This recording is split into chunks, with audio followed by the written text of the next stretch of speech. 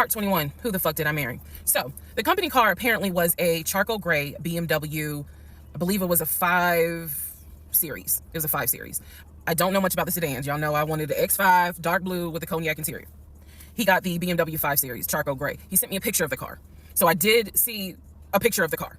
After this whole NCR building, take me to your office, that is what he's claiming, is that he leaves the company car at that location.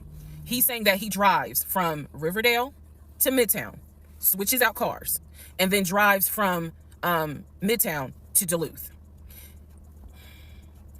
Those that don't know how Metro Atlanta is, basically Midtown would be in between where we live and Duluth.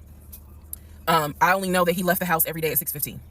I know that I never physically saw the company car come to our home. Saw pictures, plural. So when he told me that he got a BMW 5 Series, keep in mind, this is after I had been promised a dark blue X5. So I was a bit salty. I don't care if it is a company car. I was a bit salty. I will admit that. Because I felt like you get to drive the car that I really want, which is a BMW. And so he would call me from the car. He would tell me, yeah, I may just drive home in this car and not switch back to his personal car. He was like, I don't know. He did that a lot. And I realize now in 2024, he did that because he knew how excited I was to actually see the car. Because shit, I wanted to test drive it myself, to be honest with you. And he knew that. So reactions. So he would say stuff like that, like, man, I'm so tired. I might just drive the company car, go ahead and go home. And then, just let me park it in a garage type thing. So eventually he stopped doing that because I didn't want to hear nothing about that car. I'm driving a Nissan, you driving a BMW after you promised me a BMW. So I don't really want to hear nothing about it. So in terms of the company car, I did see that it was according to the pictures, a charcoal gray BMW 5 Series. If you're asking me the exact model, I don't know. But I know it was a 5 Series because I know the 7 Series is slightly longer. So it's a 5 Series sedan. So after the whole situation with the cemetery to see his grandmother and grandfather's headstone, then there was the NCR, the office is open. Oh, it's not open. Justin ain't working. Willie ain't working. Willie is supposed to be head of security, but he ain't working. Okay. So at this point, I'm already numb. It is important for me to point out how numb I became dealing with him. Mind numbing, because I just got to a point where it was like, there's always something. There's always something. So of course we're not going to go to the office because there's going to be something. So this is the end of February. My birthday had already passed. There clearly was tension on my end, not so much tension on his end. So I get home a couple of weeks later. We are now in the beginning of March. This is something personal about me. The only way you would know this is if you know me. I have been dying to go to London and Paris. I had a layover in London when I did a study abroad, but it's not the same. I want to go to London and be a whole tourist. I don't care. I want to see Buckingham Palace. I want to see the Tower of London. I want to see Paris. I want to see the Palace of Versailles. This is something, if you know me, she wants to see Paris. She wants to see London. So I get home from work. This is the beginning of March. I get home from work, and on the counter is a folder with like a little bow on it. And I'm like, oh, what is this? Is this like mail? Like, was this something that you got at work? He's like, nah, it's a surprise for you. I open up the folder. Inside the folder is like a trip itinerary. It is not an actual booked trip. It's like an itinerary. A trip for two to go from Atlanta to London. The trip should have happened, and it was the month on there was like July. So it was a summer trip. So he tells me, I'm going to take you to London. He was like, I wanted to take you for your birthday, but certain things fell through. He was like, so this summer in July, we're going to go to London. He was like, I've already made a reservation for us to stay at the Savoy. Again, there's certain things that my brain just was like, remember that. He said, I've already made a reservation for us to stay at the Savoy. I didn't know, as much as I want to go to London, y'all, I didn't know anything about the Savoy. And so I remember going to look it up because I was like, what is the Savoy? Well, apparently the Savoy is bougie, very bougie. So I was so excited. I cannot tell y'all how fucking excited I was when I saw that he had printed out British Airways. Like, he was speaking my language. I am one of those people, I'm a planner. So when he's saying, I'm gonna take you to London, and he took the time to research flights and print it out and research the Savoy and print it out. And there were different, not excursions, but there were different things that you could do. You could go see the Tower of London. You could go see Buckingham Palace, changing of the guard. We could go have high tea at certain places. He was like, I don't really want to go, but I know you're dying to go. So he was like, I love you, and I would do anything for you. Blah, blah, black sheep, have you any wool? And so he was like, I'm going to take you to London in July. The trip did not include Paris. That's fine. But I was so excited. So excited. And so this is the beginning of March. I was like, this is great. Hopefully this happens. I knew I needed to renew my passport, and he was saying that he had to renew his passport as well because his passport had expired. So both of us were like, okay, we need to get on this if we're going to try to make it to London in July, and it's now March. Me being the planner I am, I think I went to work the next day and printed out the passport applications so that we could fill it out and go ahead and get that process going. So, needless to say, something must have happened, and I don't remember what it was. We just simply didn't fill out the application for the passport. So, fast forward, we're now at mid-March. Mid-March, the decision was made that my mom, who lived in Arkansas, was coming to visit us. She would be coming, I believe, the second week of April, and she was going to stay a week and then a few days. So, like, maybe a total of 9 days. Not quite 2 weeks, but a little over a week. So she was coming in April, and I was excited. Legion was excited because he was excited to physically meet my mom. He had talked to her on Zoom, he had talked to her on the phone, but he was excited to physically meet my mom. And my mom was excited to physically meet her son-in-law. So this is mid-March. I'm going to go into part 22 where I explain what happened with Facebook Messenger. So now we are in March. This is right after he had surprised me with the announcement of we're going to go to London for a trip in July, because we definitely didn't do a honeymoon. We definitely didn't do any sort of trips together. So the idea was we're going to do a trip in July together.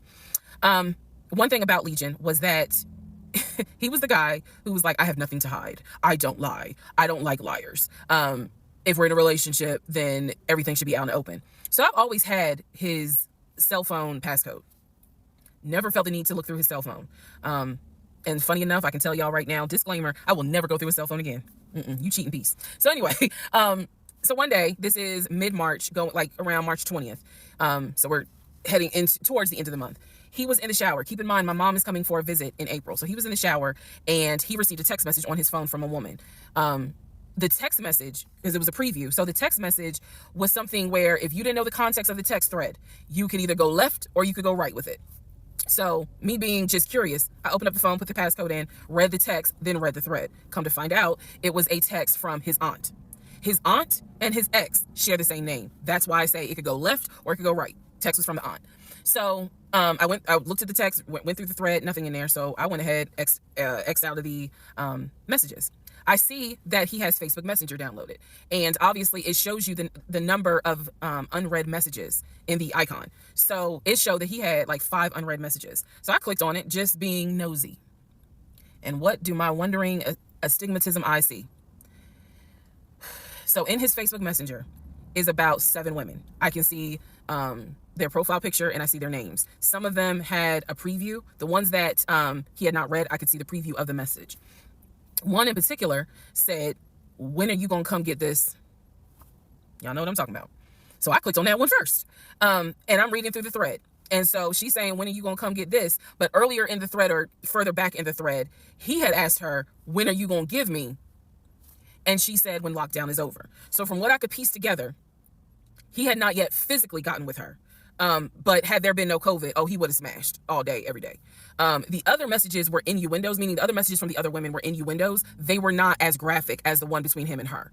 So I'm reading these messages, and what is interesting is that the person I am married to is not the person in these messages. Like, this man was on some nasty shit.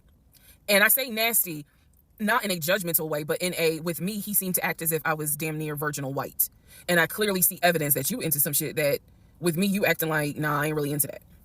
So I confronted him. I absolutely confronted him and was like, what the fuck is this? If 2 + 2 is 4 and 5 + 5 is 10, what the fuck is this? And so he did not, that ain't what happened, blah, blah, blah. Instead, what he hit me with is, man, I was just playing around. Like, ain't nothing happened. I shouldn't have said all that, but I was just flirting. It ain't mean nothing. I don't even know that girl. I was just flirting. And so I'm like, is this what you into? And so he was like, no, it's not what I'm into. It was just stupid. It was stupid because I shouldn't have done it. So I'm going to be honest with y'all, because I've been honest all this time. What pissed me off the most was that here I am as a woman behaving, trying to do the right thing by him in this marriage. And you mean to tell me you out here offering your ding-a-ling to random chicks that you don't even know? I was more angry at the fact that I'm like, dude, do you know how much I have turned down in order to be faithful to your dumb ass? And I'm seeing that you basically are out here acting like you got Skittles taste the rainbow. I was hurt. I was angry. I thought about getting my lick back. I'm just being honest. I did. And he played it off like it ain't nothing serious. It ain't nothing serious. Don't overreact. Don't get emotional. It was just dumb. He was like, I will delete the messages. I'll even delete Messenger. And I told him, I was like, that's really not good enough, because that's not going to fix the root of the issue. So this is where I introduced that we need to do marriage counseling. He didn't have any issue doing marriage counseling.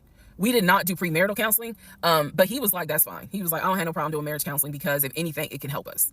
So I thought that, okay, he may not have physically cheated from what I could see on the messenger. He may not have physically cheated, but he damn sure got caught, doing a little something, because they had exchanged pictures. So y'all know what pictures he sent.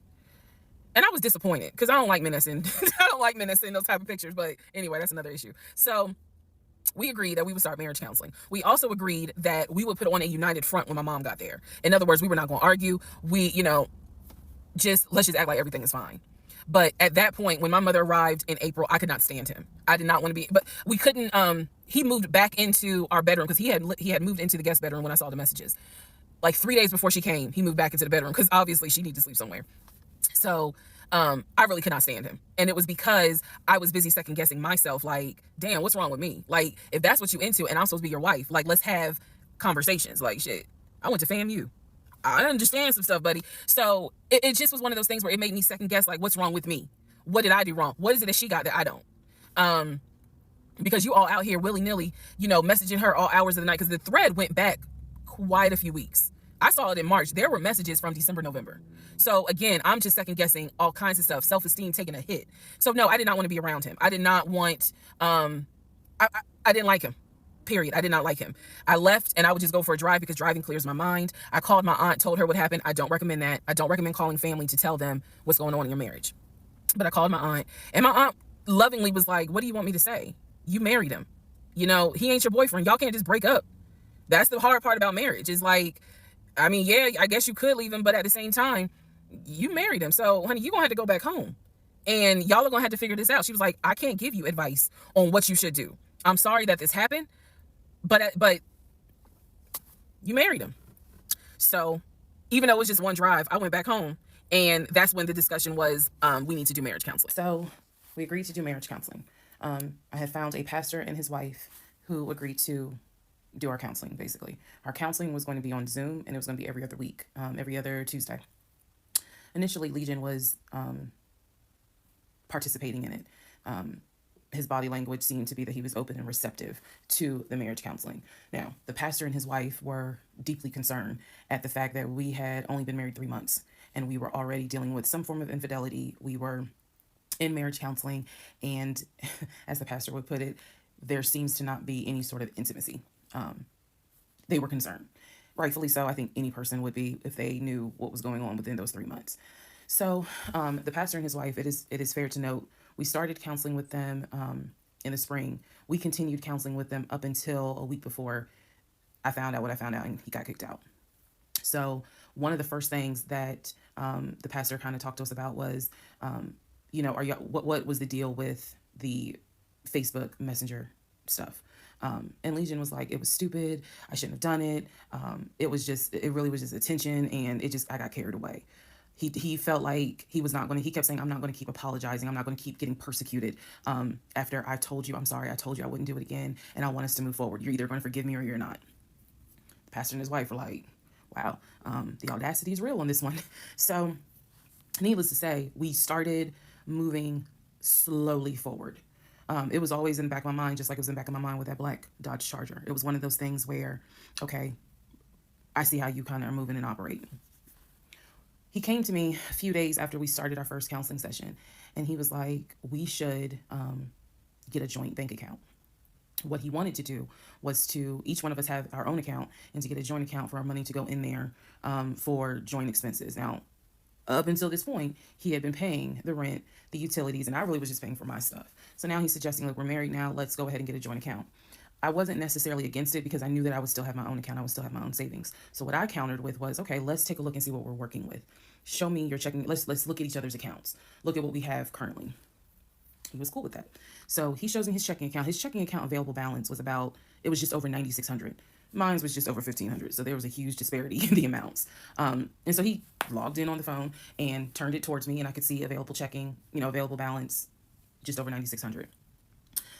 I logged into my savings. I showed him how much I had in savings. He picked up his phone, logged into his Chase savings, turned the phone towards me. In the Chase savings, it was roughly about 15,000. But I also knew that he told me he had a U.S. bank savings and he had an offshore savings. So at this point in time, I asked him, show me the U.S. bank savings, show me the other two accounts. He would not do it. This became a huge bone of contention. He would not show me the two accounts that he claims has the most money in there, the accounts that he claims has money for a house in there, because he still was mentioning, hey, we need to get on this house thing if we're going to move when the lease is up. So I'm just adamant on, why don't you want to show me your savings account? You showed me the Chase one, like, what is the big deal? And so he kept saying, he was like, there's a lot of money in there. And he was like, and my uncle always taught me, this is not the uncle that died, another uncle. My uncle always told me, just keep your money tight because women can be, I said, women, like, we're married. So go ahead and show it to me. He would not show it to me. So then we went back into marriage counseling, like the next session, and I bring it up. I said, he will not show me these two accounts that he claims has the money in there to buy a house.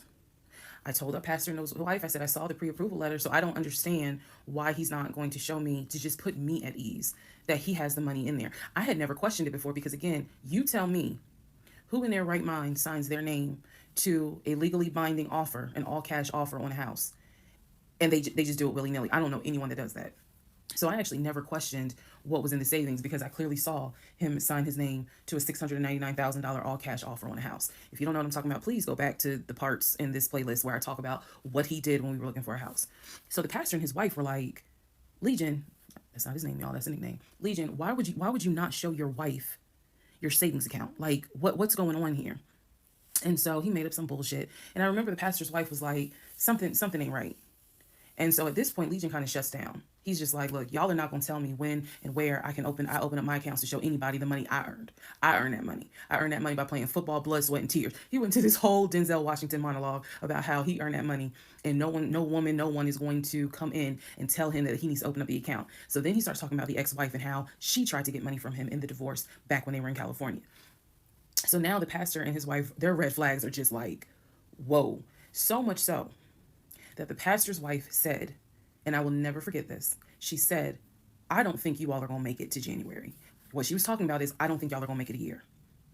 And I really, truly was like, we're going to make it. Like, of course we're going to make it. And she was just like, I don't have a good feeling about it. And so Legion's all defensive. He at this point, he's folding his arms and because remember, we're on Zoom. He's folding his arms and he's just like, I'm done with this. Like, I'm not going to get attacked because I'm not comfortable showing you the amount of money that I have. Money changes people. And I'm not comfortable. So he's playing that victim card. And so the pastor and his wife were like, we're still going to help y'all as much as we can. But so he was like, I'm not comfortable. And basically the pastor and his wife were like, look, we'll help y'all as much as we can. But there's some deep issues here. And, this is what they advised us. Had the two of you came to us for premarital counseling, we would have told you, do not get married. Y'all should not even be together. That is what the pastor and his wife told us in marriage counseling. If you two had come to us for premarital counseling, we would have told you, y'all should not even be together, let alone get married. But here we are. So we will help you guys as much as we can. But the pastor's wife was like, I don't have a good feeling that y'all are going to make it a year. So we weren't looking at houses anymore. We were not working with a realtor anymore. The end of April, I had decided that I wanted to look for another job. I did. The reason I wanted to look for another job is petty. Yeah, it is. I wanted to look for another job because I was pissed off at the fact that I had basically was dependent on him to help with the car note. So I wanted to look for another job where I could afford life all by myself, including that car note, basically where I would make more money. I told him that I was going to start looking for another job. He laughed. And his exact words were, you're not going to leave Georgia State Patrol. He was like, I swear you love them niggas more than you love me. He laughed. So that fueled me even more. So I was hitting the pavement hard trying to find another job. I was applying to all kinds of places. Got a phone call from my current job. So this is how I ended up in my current job. Got a phone call. They had sent me an email with a background packet. The background packet was long and extensive, but in the background packet, it asked for my spouse's full name, my spouse's date of birth, and my spouse's social security number. So I showed it to Legion and I was like, I need your social because, I'm applying for this job. It's a great job. It's way more money. And, we're talking about moving anyway to Cobb County. So this is a God thing. He did not want to give me his social. I showed him the paperwork where I was like, look, because we are married, I can't lie on here. So help me. um, so he writes down his social security number on a background packet.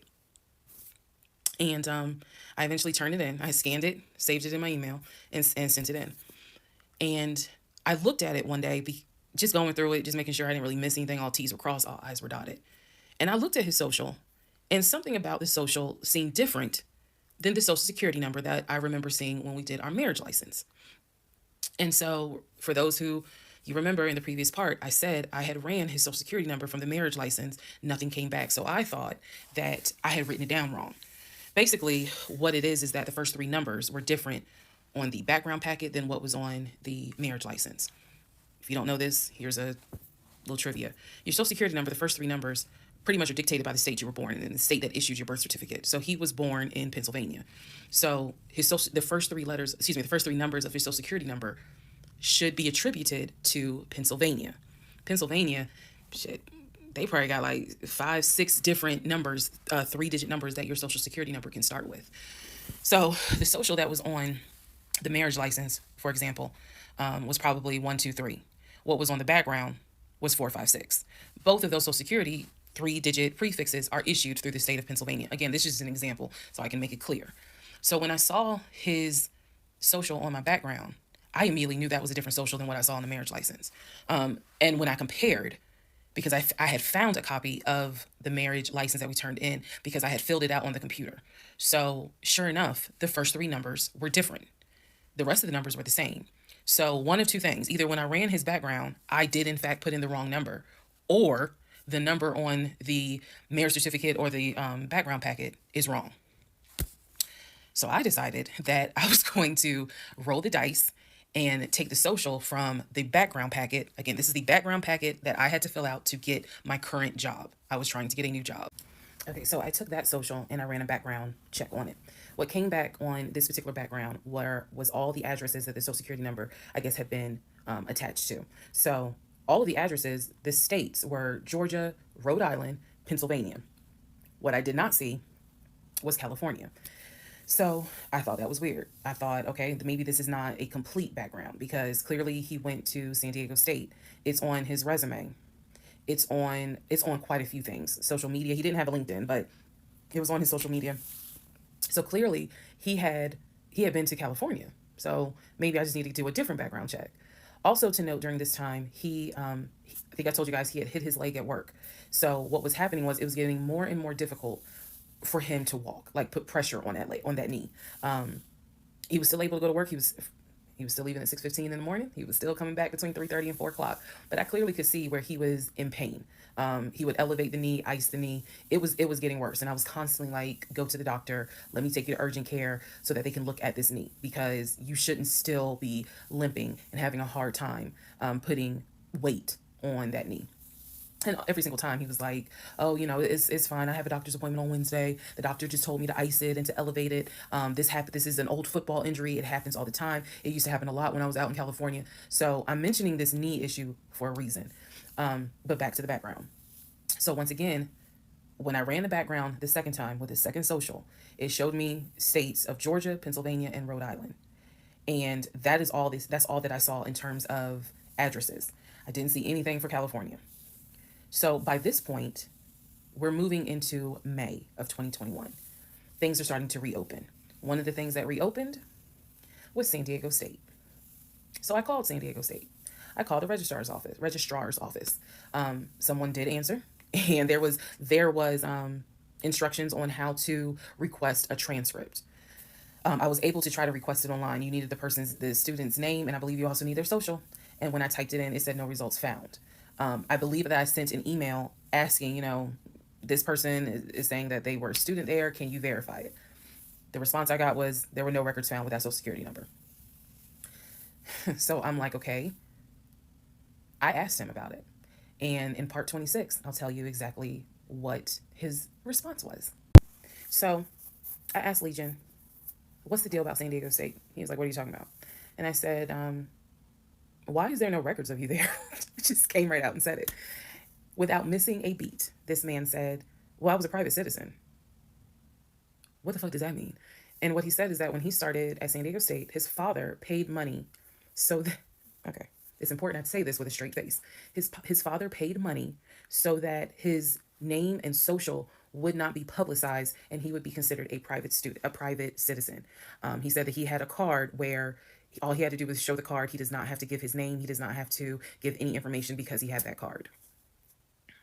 He said so San Diego State would not have any record of him, but he was in fact a student there. I said, and you claim that you played football. He was like, I did play football. I said, so you're saying that the school did not publish your name anywhere and they were in violation of NCAA rules? And he was like, why are you asking all these questions? And I said, I'm just curious. I'm just curious. You're saying that you were a private citizen, but yet how were you in compliance with NCAA if you were a private citizen and they did not publish your name on any roster? So that was his excuse. He was like, all I can tell you is that I was a private citizen. My dad paid for it. Okay. So now I know that San Diego State has no record of him.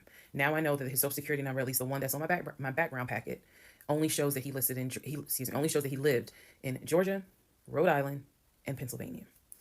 Okay. So at this point, the pain in his knee is getting worse. It's getting to the point where when he would come home from work, he would take a shower and immediately get in bed, elevate his knee.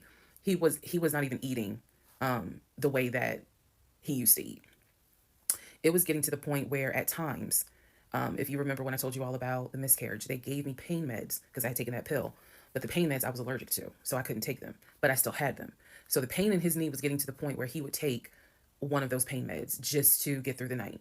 He was constantly in agony, constantly kind of tossing and turning, so much so that in May he moved into the guest bedroom because I couldn't deal with the tossing and turning thing. And he just said he was more comfortable there.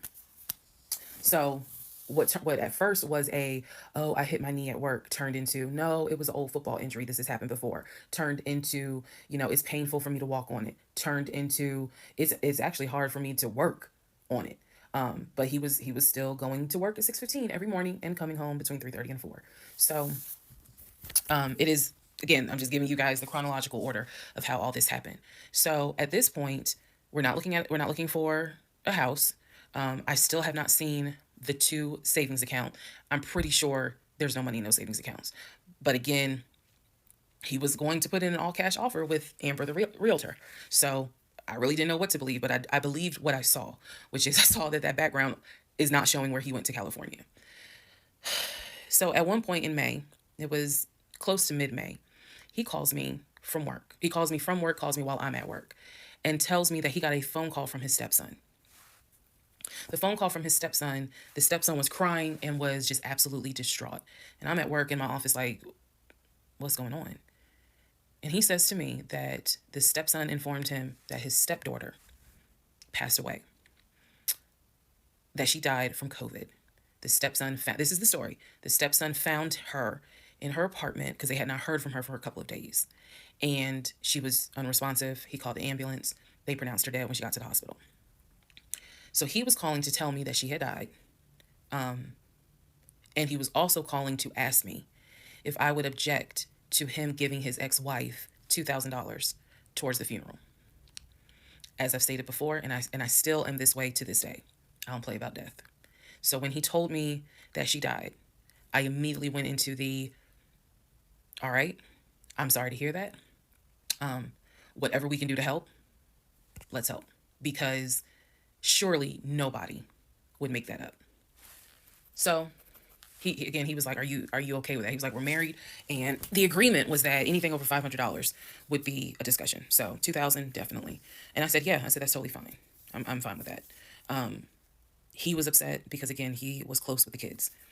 And my heart went out to his ex-wife. It did, because I can't even imagine. I cannot even imagine.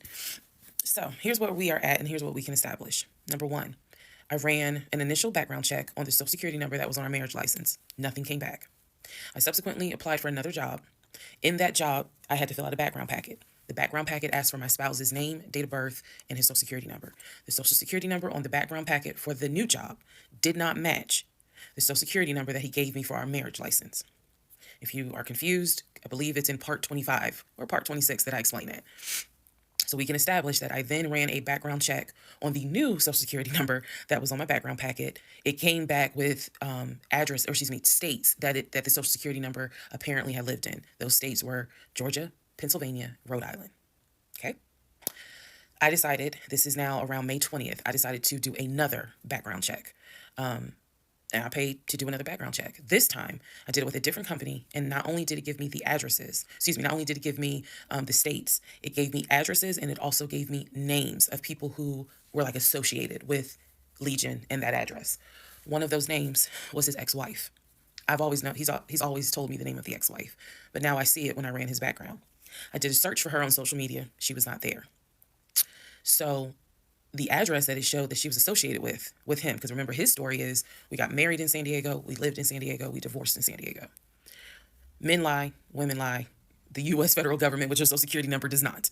So he's saying he was always in California. His social security number never showed that he was in California, according to the background check. It did show that he had lived in Georgia at an address associated with the ex-wife. So try to find the ex-wife, could not find her on social media. So I looked in the metro counties to protect her identity. This, I am going to not divulge a lot on this part. I looked in the metro counties in the open record courts. So typically, you can look in like Superior Court or Magistrate Court or Probate Court. So I looked in open records for the different counties, metro Atlanta counties. Let me be clear, metro Atlanta counties. And I looked under her name, and I found where they had filed for divorce in a metro Atlanta county. So when he said that he filed for divorce in San Diego and that he was married in San Diego, I was able to find, no, according to the state of Georgia, you were married here. You were divorced here. So I looked under her name, found a record for divorce, and it did show his name. So now I clearly see on my computer that there is a metro Atlanta County Court that has a divorce record in the state of Georgia between him and his ex-wife. So I did what any rational person would do, because this is still kind of COVID time. Well, not really.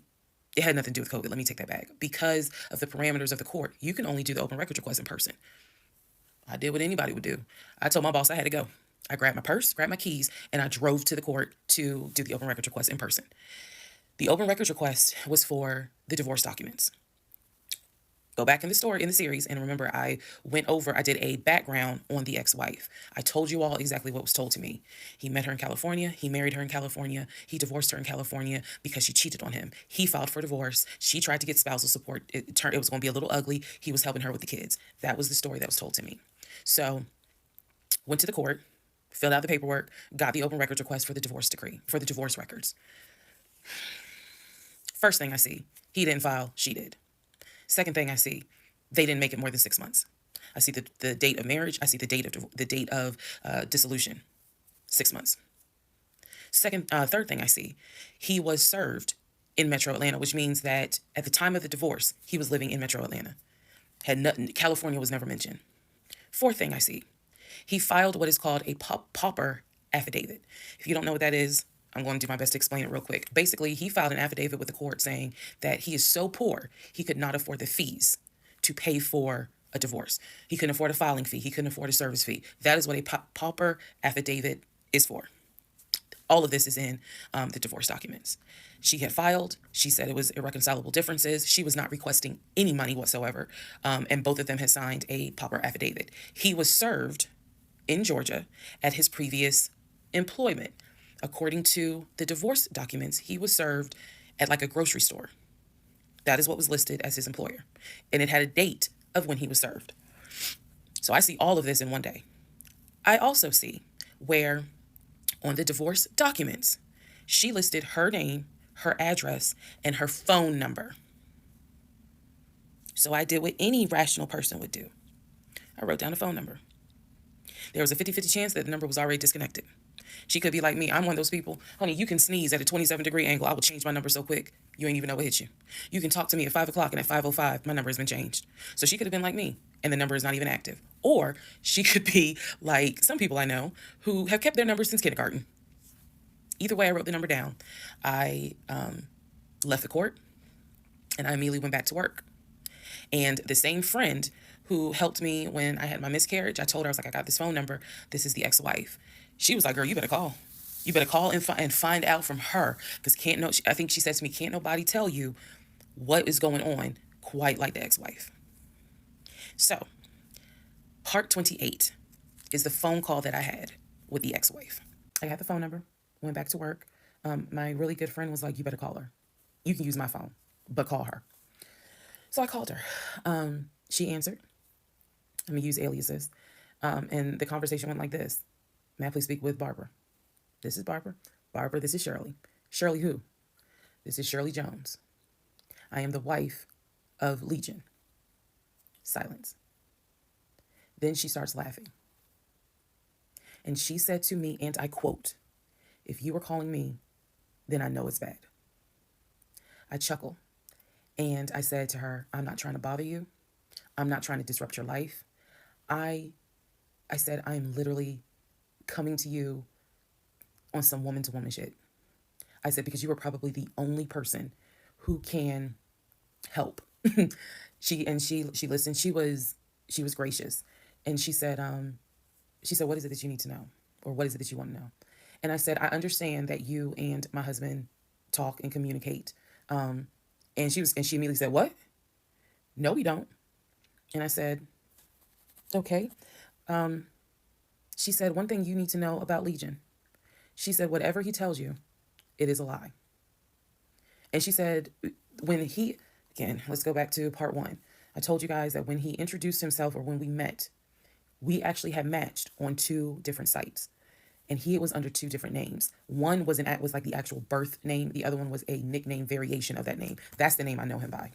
So for example, if his name was Matthew, he had a profile under Matthew, and then he had a profile under Matt. I would have known him as Matt. So she said to me, she was like, I don't even know who Matt is. She was like, that's not even his name. And so I knew what his actual government name is. She was like, no one calls him Matt. She was like, that must be his new personality. Or she was cracking a joke, but she was like, anything he tells you, you need to know is a lie. So I just asked her, I said, what was your experience? I said, because I can tell you the story he told me. And she stopped me right there. She said, whatever he told you was a lie. She said, let me guess. He told you I cheated on him. Let me guess. He told you that I wanted money from him. And I said, yeah. And she said, yeah, that's a complete lie. So we had a conversation where she told me how they met. They didn't meet online or anything. I said, well, were you guys ever in California? She said, no. She was like, that man ain't never been past the East Coast. So I said, okay. So you guys have always been in Georgia? And she said, yeah. She's like, we got married in Georgia and we got divorced in Georgia. And that's when she asked me, how did you even get my number? She said, because I want nothing to do with him. So how did you get my number? I said, I'm gonna tell you the truth. It ain't gonna make me look good. I told her, I said, this is what happened. And this is what led to me doing research. And this is how I got your number. And she laughed. She was like, wow. She was like, normally I would be freaked out. She said, but under the circumstances, she was like, wow, okay. She said, yeah, if you're calling me, then it must have gotten pretty bad. She said, so what did he promise you? And we talked for about 35 minutes. She asked me in that phone call, she said, look, I want nothing to do with him. I have not spoken to him since our divorce was finalized. She said, so I would just appreciate if you keep me out of whatever's going on with y'all. And I told her, I said, I give you my word. I will never tell him I spoke to you. I said, I give you my word.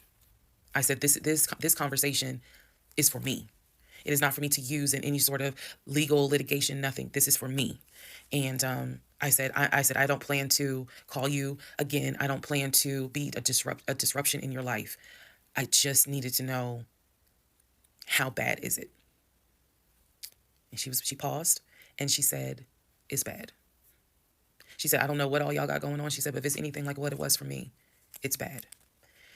So we talked a little bit more. She was very encouraging. She was like, girl, do not blame yourself. She said, I went through that and I had blamed myself. She was like, this is not on us. This is on him. She was like, he is a master liar, a master manipulator. She said, I ignored the red flags. So she was like, do not feel as though this is on you.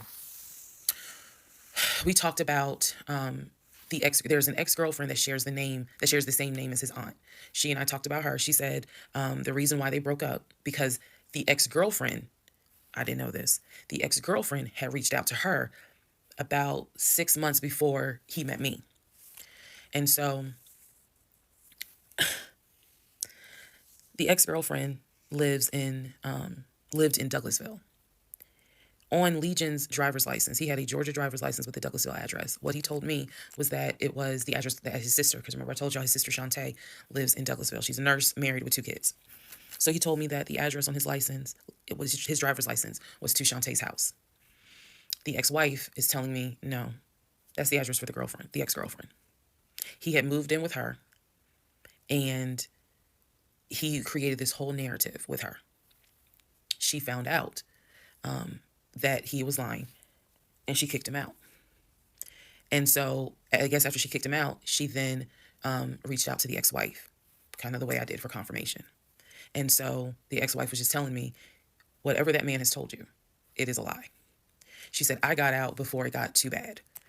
She said, because once I knew he was lying, I was out. She was like, because he's never going to change. And so, again, conversation went on. And so finally, we were getting ready to get off the phone. And before we got off the phone, I said to her, I said, if everything is a lie, I said, I have one question for you. And she said, sure. I said, how is your daughter?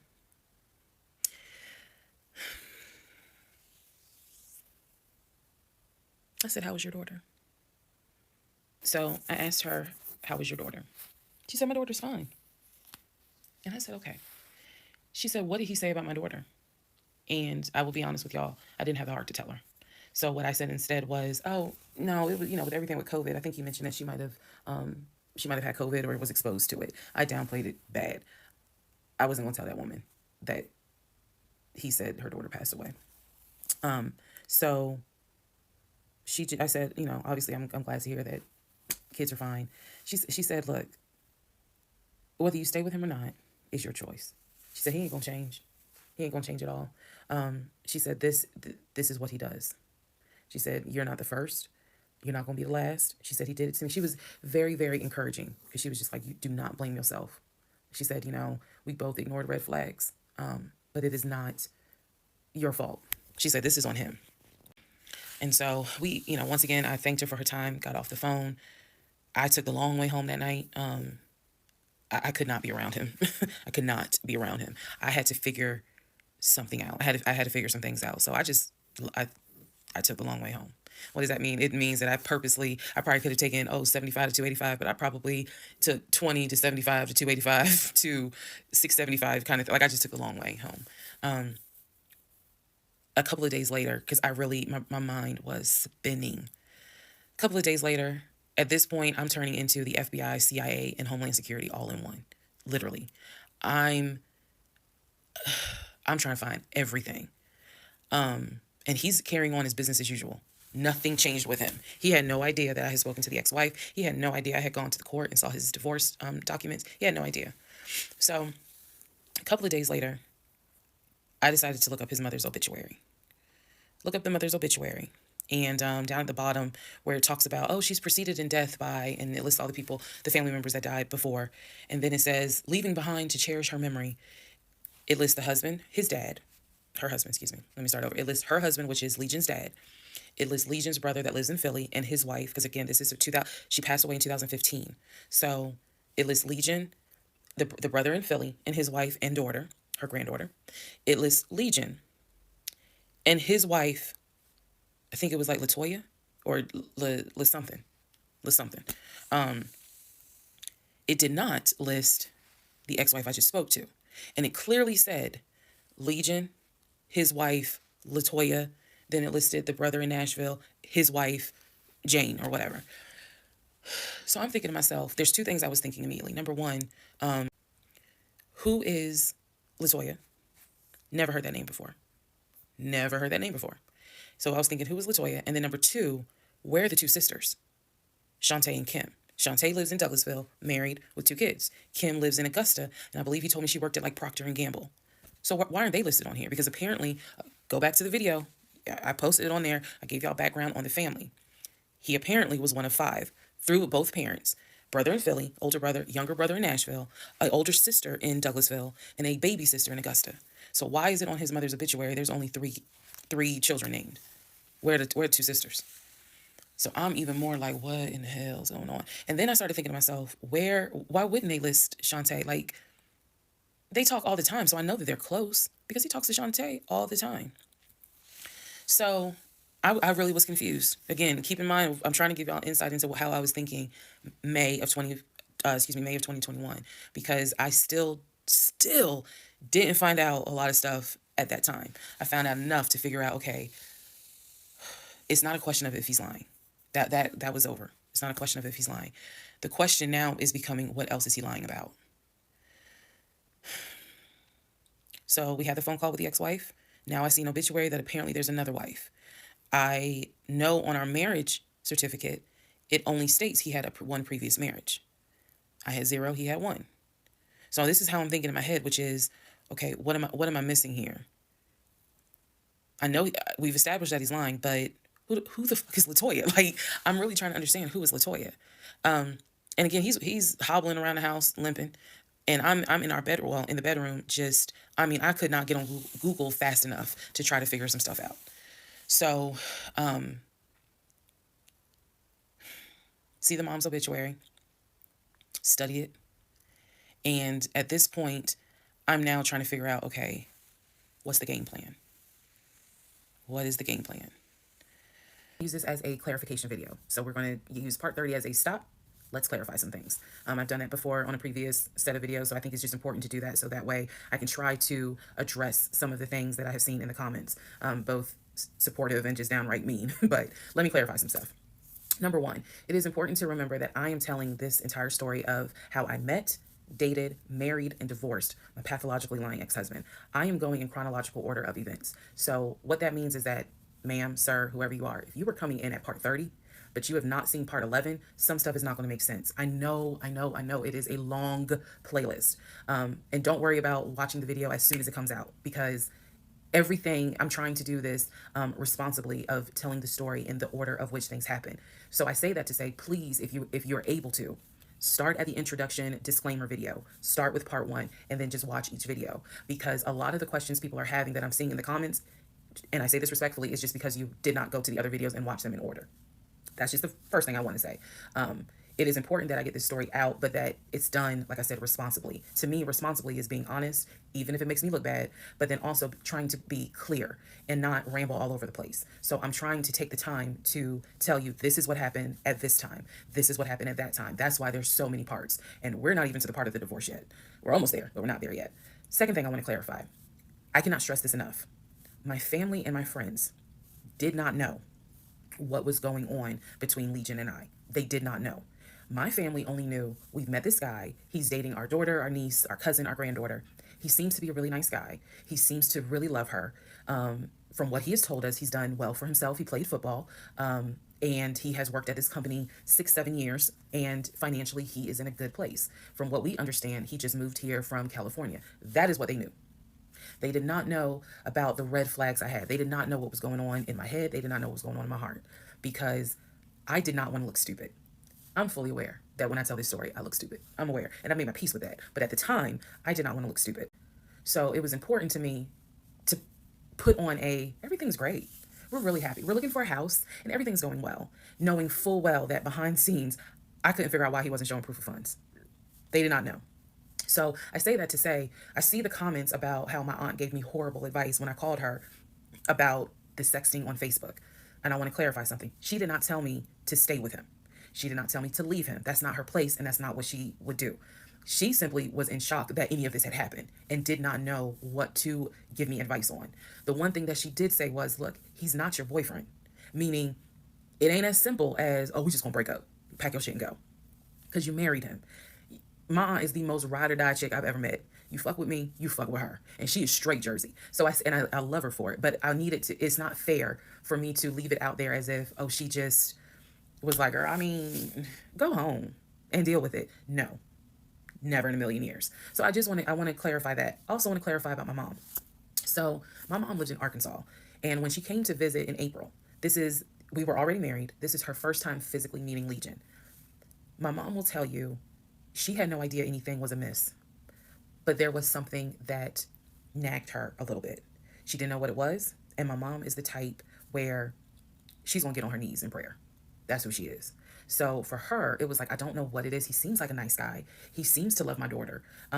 Because again, there was no arguing in the house. The house was peaceful while she was here, even though behind the scenes, we had just came off of the whole sexting incident with other women. So for her, it was like, I don't know what it is. She did tell me later on that it seemed as if I wasn't as happy as she thought I would have been. But again, she took it to the Lord in prayer. And her prayer was, God, protect my child. I don't know what's going on, but protect her. That was my mom's response. So she did not know. She did not pick up or overhear something that was going on while she was here. She had a candid conversation with Legion, and Legion kind of came across as, I miss my mom. He missed his own mother, and so he called my mom, and doted on her. Again, putting on a charade. And so for her, it was like, bless his heart. That's what she said. Bless his heart. But no, she did not know the specifics. Nobody knew the specifics. They didn't know the specifics until we're talking May, June of 2021. They knew that we were looking for a house. They knew that the house fell through. They did not know about the proof of funds. They did not know that he wouldn't show me the savings account, the offshore account. So I just want to say that, because to me, it would be irresponsible to not clarify what family and friends knew, because these people have always been supportive of me, always had my back. I just simply did not share with them the things that I felt like were red flags, because again, my mindset at the time was, I want to be married, and what if he isn't lying? And I was making excuses for him to myself, so I definitely would have made excuses to family. Another thing I need to clarify, and I saw the comments on this about how a VP would never date someone that looked like me. And to the person that wrote it, that wasn't very nice. I need you all to understand, the relationship started in March of 2020. He came into my life as regional manager. Okay, that is how he came into my life. Then eventually he got promoted to VP of production or operations, some VP of something. That was later on in the relationship. He showed me the paperwork where it was basically a memo from HR. Your new position title will be VP of production. We'll just say production. Your salary, I don't remember the exact amount because it was a very specific amount, but it was over $200,000. It listed some of the benefits that he would have. He would have an office. He would be getting an executive assistant. That's where we get David from. If you don't know who David is, please go back and watch the series in order. He would be getting an executive assistant. He would be getting use of the company helicopter. He would be getting a company car. That is where we're introduced to the fact that he was starting to shop for a company car that could not be more than $90,000. That's what he told me. I didn't see this in the memo, the amount of the car, but that's what he told me. So that's where you get the car shopping for the Range Rover, the Jaguar, the BMW. He even test drove a Mercedes GLE, I believe. So I'm just trying to, again, bring some clarity to this so that way we all can understand what's going on. And hopefully this just makes a lot more sense for everyone. All right. So I found his mother's obituary online. It then told me, it listed his brother in Philly and his wife. It listed Legion, and then it said his wife. I took the name from the obituary and I did a Metro Atlanta court search with that name. I found a divorce record. I found a divorce record with Legion and the same woman's name that was in the obituary. In that divorce record, it looks like he's the one that filed for divorce. This would have been around 2016. This was after the mother's death. He filed for divorce. She was the respondent. I think that's the correct terminology. Both had a temporary protection order against each other. He had one against her. She had one against him. The divorce ended up getting granted, finalized. Then it looks like he went on his way. In the course of the search for her name, I discovered that at one point in time, the two of them had lived in Rhode Island. So that's the connection with Rhode Island, because for the longest time I could not figure out who lived in Rhode Island. That's where that came from. The two of them, he and this woman, lived in Rhode Island several years prior, or a few years prior. I could not find the obituary for his dad. I searched and I searched. I could not find the obituary for his father. For whatever reason, I knew his grandmother's name. I just randomly decided to do a Google search of the grandmother's name. Initially, nothing came up because I was looking for the grandmother's name in Philly. Nothing came up. I looked for the grandmother's name down here in Georgia. Found a record, but it wasn't quite clear. What was clear was that she had died several years prior. So what I found was a different website where it was like a legacy.com type thing. So I believe legacy.com holds old obituaries. Did a search for her name, found a match. That is when I discovered that she actually had passed away in July of 2008. Read the caption of the obituary and verified that in fact it was his grandmother. Because at the bottom of it, again, obituaries tell you a lot. It names who she leaves to cherish her memory. So it lists all the different family members. It lists the brother in Philly. It lists Legion, no spouse, and then a brother in Nashville. Once again, it did not list the two sisters, Shantae and Kim. So I'm even more like, okay, clearly something, is up when it comes to Shantae and Kim. But what I do know is that he has talked to them multiple times in front of me. So I'm not sure what I'm missing. Maybe some family feud happened. Honestly, I don't know. So that is how I discovered that when he told me the grandmother died from COVID and he was crying, boo-hooing, and all that shit, she actually had died in July of 2008. I found this out the same time that I found out about allegedly, and I say allegedly because I'll explain, allegedly the first wife, or at least what I think is the first wife. So while all this is going on, Legion is almost bedridden from what happened with his knee. And I need to take a moment to address this issue with the knee. Again, the story started, he hit his knee. Then it turned into, it was an old football injury. And this has happened before. He's going to the doctor. The doctor's telling him to ice it and to elevate it. He eventually moves into the guest bedroom to be more comfortable. I'm going to make this statement. This is probably the only time I will make this statement. He was not lying about the injury that he had. I don't know where the injury came from, but what I do know was he was not lying in the fact that he was in pain. You could clearly see that he was in pain, and the pain was becoming debilitating. Please understand what I'm saying. The pain was debilitating enough to where he was taking my pain meds from when I had the miscarriage. And then also, it was hard for him to walk. He was not eating. So this is what made me believe this, whatever was going on with the knee, there was more to it because he was not eating. When I met this man, he was a size 3X. At this point in time in May, he's down to a 2X. He is not exercising. He is not doing anything mobile. He's simply not eating. So there definitely was something going on, something concerning. Honestly, I thought it might have been cancer. But he kept saying, no, it's not that. It's from a football injury. It's from a football injury. I said to him, the next time you have a doctor's appointment, I want to go. It was that bad. And he kept making excuses like, okay, fine, I'll make the appointment. I'll let you know what it is. Cool, I will take off work. I want to be at that doctor's appointment because whatever is going on with you is serious to the point where you are losing weight rapidly within a 2-week span. So now we can go ahead and enter into June. When we enter into June, I have read the divorce documents for not one wife, but two wives. I have called San Diego State, verified they have no record of him. He claims he was a private citizen. I don't believe that. They're saying there's no record of him. I have pulled his background. It is showing that you've lived in Pennsylvania, Rhode Island, and Georgia. When I look at the addresses, it is tied to at least two women, both of whom I'm showing divorce records on file that you had. I've also verified that your grandmother actually died in 2008 and not in 2020 from COVID. I know all of this as I'm going into June. His birthday is June 17th. So all I've been doing is just trying to figure out what is it I'm going to do. I spoke to the pastor and his wife. I believe it was actually the pastor I spoke to because I knew the pastor previously before he did our marriage counseling. And I told him what I found. Mind blown. Mind blown. Had no idea. He knew something was up. He knew that Legion was not really trying to make this marriage work. He had no idea all this was going on. So he asked me, are you wanting to stay or do you want to end the marriage? I said, oh, absolutely, I'm ending it. Oh, hell yeah, I'm ending it. I have to. I have to end it. I have no idea who that man is in my guest bedroom. Not to mention, on top of all of this, he had lied about the death of the ex-wife's daughter. In June.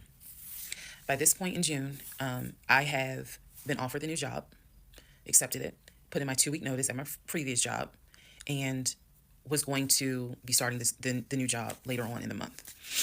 So when he laughed where I told him I wanted to get a new job, that laughter fueled me to get a new job. So here's what happened at the beginning of June. At this point, he's completely bedridden. When I say completely bedridden, what I mean is, I'm trying to clarify this so it makes sense. From what I see, he is going to work, but he's calling out a lot more. Okay. So he had already left the condiment company and was working for Apple. So he's calling out quite a bit because the pain is pretty bad. So he's hardly eating at this point, hardly. For example, if I were to say, oh, I ordered a 10-piece wings, he's eating 2. And that's it. That's all I would see him eat. I was going to work and coming home. The house was in the exact same place that it was when I left. Nothing in the kitchen had been moved. Nothing in the refrigerator had been moved, which led me to believe that he had not left the bed from the time I left to go to work until the time I came home. At this point in time, he's drinking Powerades like it's water. I mean, I'm buying cases of Powerades. And that seemed to be the only thing that he was taking in. So if he was a 3X when I met him, he's probably at a 1X, maybe a 2X, depending on the clothes. He's lost a lot of weight because he's not eating. So that's the reason why I say he wasn't faking whatever was going on. I think the issue with his knee was a symptom. That was not some football injury. That was not, oh, I hit it at work. It wasn't that. Something else was going on. I had kept asking him to, let me know when you have a doctor's appointment. I'm going to go with you. I'm going to go with you. And he just kept saying the doctor, he's calling the doctor, and the doctor told him to just keep icing the knee. But I knew better. What was happening was I didn't care because of all the stuff I was finding out. So beginning of June, he is in a bed, sleep, and I get his phone. I ain't gonna lie. I got his phone. He had a work phone and he had a personal phone. It was the work phone that he had from the condiment company that apparently was never turned in. Follow me. It'll all come out. So he still had the work phone. It was deactivated. But he did not wipe the phone, if y'all know what I mean, take all the data off. He did not do that. So I looked through the phone and I see this would have been text messages. Text messages between him and a woman named Peaches. I go back to the beginning of the text messages. This is on the work phone. This is the beginning of June of 2021. I go back to the text messages the beginning of the text messages between him and Peaches. Yes, that was her name, Peaches. I'm reading the thread because he's knocked out sleep. So I'm in the bathroom with the door locked, reading the thread. And what I can tell is that he met Peaches on PLF. If you don't know what PLF is, it is Plenty of Fish, a dating website. He met Peaches. I saw the messages in June, so he met Peaches around February. Met Peaches from PLF. And apparently Peaches was, there's no nice way to say it. Apparently Peaches was a prostitute. So the reason why I say that is because in the text messages, she's listing the prices. So he asked for a hand job. This is in the text messages. She told him it would be like $40. He asked how much would it be for oral. She said it would be $60, because it was $60 and $80. One was the price with the condom, one was the price without one. So no messages after that. She sent a picture, he sent a picture. No messages after that. So in other words, these messages were not back to back every single day. There's breaks in between the messages. So like a message was in March, the next message is in April. A message in April, next message is like 2 weeks later. So he's asking her the prices. Next message I see would have been from a few weeks prior to the date of this. So this was the beginning of June. The message is from sometime beginning of May, where he is thanking her and says to her, thank you so much. That was really great. I hope I can see you again. Then there's messages where she said, hey, basically she was at a new spot. She must have moved. So he said, okay, I'm gonna come through. I'm gonna come see you. He's asking her to confirm the address. He was like, is it the house with the brown trash can with a white car in the front? She says, yes. So I'm thinking he was actually in front of the house when he's texting these messages. Then again, he does whatever he does, and he sends her a message a few hours later saying, thank you. That was great. I'm reading all this. And I will tell you guys something that you may or may not understand. Some women may or may not understand it. The cheating didn't even faze me. Didn't even faze me. I didn't cry. I did not feel like, what did I do wrong? I was relieved. The reason why I was relieved is because up until this point, I kind of struggled a little bit on whether or not, God, I know, Lord, you hate divorce, but I can't stay with a guy that lies. So when I saw the cheating stuff, I was like, oh shoot, thank you, Jesus. Okay. Because I know my Father in heaven is going to forget the fact that I'm going to divorce him for infidelity. Go ahead. It's fine. Jesus will forgive me. So I was relieved, to be honest with you. Like, oh, okay. I got grounds now, bitch. That's how I felt. So saw the messages, forwarded the messages to my phone. Or excuse me, I had to take my phone because the phone was deactivated. So I kind of had to do a little ghetto, hold the phone up, take my phone, and take pictures of what I see on the phone, so that I would have proof on my phone. Then I put the phone back and continued on. Now in the next part is the day that he gets kicked out. And I will tell y'all what happened. Now know exactly what information I did have. The morning of June 17th, which was his birthday, he was in the bed as usual, Powerade bottles all over the place because I wasn't in the mood to clean. And so I went in his room. He was awake. He was watching YouTube on his cell phone. He watched a lot of YouTube, watching these two guys that always were fixing Jeeps on YouTube. And if I saw them, I would know exactly who they are, but I can't remember their name. It's a popular show on YouTube. Anyway, so I go in there and I just calmly sit on the edge of the bed. And I was like, can we talk? And he was like, yeah, what's up? I said to him, Legion, obviously I called him his name, Legion. I said, I'm gonna ask you something. I just want you to be honest with me. So he starts, I can already see in his eyes, he's about to get defensive. And I was like, calm, because this is the tone I had.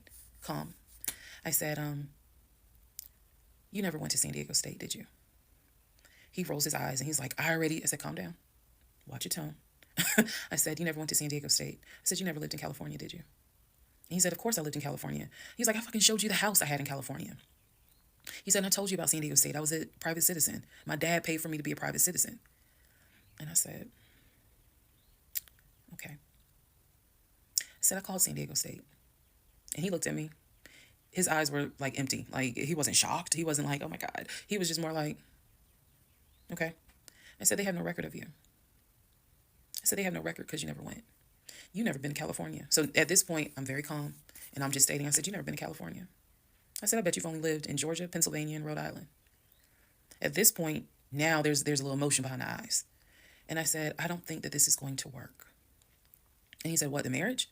He was like, so what you saying? You don't want to be married to me anymore? And I said, I don't want to be married to you anymore. I said, we need to go our separate ways. We tried, but we need to go our separate ways. The way that I am talking to you all is exactly how I was talking to him. And so he was like, that's not what marriage is. Marriage is, you have to fight for what you want. I said, I don't want this. And I don't want to fight for it. I said, I don't want you, and I don't want this. And so he was like, I'm not giving up on the two of us. I said, you don't have a choice. I said, I think that you should call your brother or your sister now. And I think that you need to pack a bag. And I think you need to get the fuck out my house. And he was like, I don't really have time for this. I don't feel well. I said, I don't care. You need to get out of my house. Again, the way I know y'all are going to be like, she's so dramatic. And in real, I am actually a very dramatic person. But the way that I'm talking to you guys on this video is exactly how I was talking to him in the beginning of how this started. So I said, you need to call your brother or call your sister because she's in Douglasville. And you need to go stay there. You need to get out this house today. Basically what happened was at first he refused. He wasn't moving fast enough for me. And so he called his aunt, and his aunt was on speakerphone. Let me preface that. She was on speakerphone. And so she was like, what's going on? And he was like, my wife don't want me no more. She claimed that I'd be lying to her. I ain't never lied to her. When I heard this, what's the analogy I can give y'all? When I heard him say to his aunt, I ain't never lied to her before, something in me snapped. The best analogy I can give you, do y'all remember that movie Carrie? When she was at the prom and everyone was laughing at her. The blood had fallen down on her. And there was a moment where her eyes just went wild and you knew something was about to happen. You just didn't know what, but y'all had pushed her too far. When he said to his aunt, I ain't never lied to her, I snapped. The calmness left. The amount of rage that was in me. I could have fought every member of the Kansas City Chiefs and beat every last one of their asses. I could have fought every member on the Atlanta Falcons and beat every last one of their asses. I'm not a violent person, but I was there. That statement, I ain't never lied to her, took me there. I went off. I went off. I went off so bad that first of all, every part of me was shaking. I called my mom. My mom was on speakerphone, and she's in Arkansas. My mom's a praying woman. I was cussing like a sailor. My mom finally said, put him on the phone. So I gave him the phone, and I'm standing there, and I'm looking around the room. It's the scene that I remember is the Angela Bassett scene in Waiting to Exhale, when her eyes are darting around the room right before she grabs everything to put it in the car to set it on fire. I was more so looking at what weapons were in the room, the lamp, the TV, the dresser. I was looking more, while she was talking to him, my eyes were darting around the room, because if he did not get his ass up and get his shit and get up out of my house, it was going to be bad. If I have never in my life been on TikTok and said thank you, had it not been for the blood, y'all, I know this is gonna sound dramatic. I know this is gonna sound like, girl, you so funny. You don't understand. Had it not been for the Lord on my side, had it not been for the fact that I know I got a praying mother, I know I had a praying aunt, I know I've had a praying grandmother in heaven, because I'm telling you, I clearly saw what was getting ready to happen had he not gotten up, got his shit, and got out of my house. So I'm trying to calmly say this because I'm trying to calmly tell this story because the rage had taken over me. The pure, unadulterated rage that I felt when he said to his aunt, I ain't never lied to her, after I had discovered only 2% of the lies at that point. Just 2%. So it was enough for me to be like, you need to get your stuff and go. So my mother gets on the phone and she says to him, Legion, she called him by name. She said, I am not there to control my daughter. She said, in the name of Jesus, get your stuff and get out that house because I think she might kill you. Get out of the house. She's on my phone. His aunt is on his phone. His aunt said, nephew, come home. Home for her was Philly. She said, I'll send you money. Come home. Leave that house right now. She said, because I think that woman is about to kill you. The aunt told him, I'll send you money. Come home. I'm yelling in the background, by the way. I'm not standing there calmly. I'm yelling. I said, oh, he got money. Yeah, you got money. You got money in that offshore account, right? You got money in that Chase account. You got money to drive. So do what you got to do. I told him, and I'm not going to repeat some of the stuff I said because my mom might see this TikTok, but I did tell him, I was like, if you don't get out of this house, actually what I said was, you have two options. You either going to leave this house voluntarily or you're going to leave this house involuntarily. And he tried to get a little nuck if you buck. He tried. And that's when because he was still on the bed, still laying in the bed. And he was just like, you ain't going to do shit. Like, don't talk to me like you done lost your fucking mind. Da, da, da. And I calmly got close to him. I got like this close. And I literally said, I will beat you like the bitch you are. I dare you to try me. I said, I will literally beat you like the male bitch you are. And so when I said that, his eyes were like, I said, I'm not even playing. Because at this point, I'm rocking like back and forth. Y'all, again, I'm not some hardened type chick. I'm not. I want the soft lifestyle. But I have been pushed to the point. So I'm rocking, I'm walking back, I'm pacing. So finally, his aunt was able to get through to him. I had called my mother, my aunt. I had called the pastor. I had called all these people because I did know that I was in a very dangerous place. Not because I'm scared of him. At this point, I was scared of me. I don't know if this has ever happened to someone where you know yourself. You know that you got a line. I was over that line. So I had enough wherewithal to be like, okay, you're probably gonna go to jail today. You're probably gonna go to jail. You probably gonna have that job in the morning. Like I was there. And again, this is not to sound bragging at all. This was a woman who I could not believe that even with the attempt of me trying to give him one last opportunity to tell me the truth, he still lied in my face. I was at my edge. So I yanked the covers back and I told him, I was like, get up, get the fuck out of my house. Again, I'm saying it calmly on here. There was nothing calm in the house when this happened. So I'm throwing stuff up against the wall. I remember I looked at the lamp. He looked at me looking at the lamp. And I think something in him realized, okay, yeah, I'm in pain, but if I don't get up, she's going to do something with that lamp. So he does get up. He is still on the phone with the aunt because the aunt was pretty much like, keep me on the phone.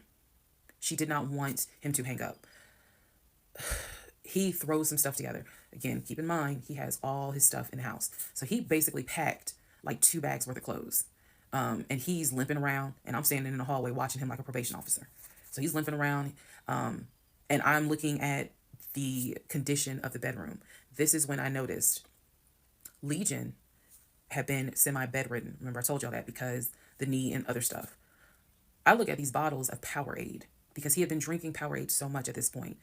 He was not getting up to go to the bathroom. He was drinking the Powerade and then using the empty bottles to pee in. So there was about 6 bottles around the bed. And I was like, what is this? Because again, I hadn't really been going in that room. I was busy being CIA, FBI, and Homeland Security for the past 2 weeks. So I was like, what is this? He was like, I'm gonna throw it out. He grabbed the trash bag, put the bottles in there. And I said, what are in those bottles? I said, tell me. And I think I started like twitching. Like, tell me. That is not piss in those bottles. He was like, I couldn't make it to the bathroom. I was in too much pain. So at this point, I'm even more like, yeah, get the fuck out. Get out. Get out of my house. So I helped him. While he was packing his bags, I went downstairs. I took the house key off of his keys. I went back upstairs. He had his 2 bags. I grabbed the 2 bags. Yes, I did. I grabbed the 2 bags. I had opened up the garage. I had already popped the trunk for his car and threw the bags in the car. I did that because I was like, you getting out of this house. You getting out of this house today. You can't come back. You can't come back ever.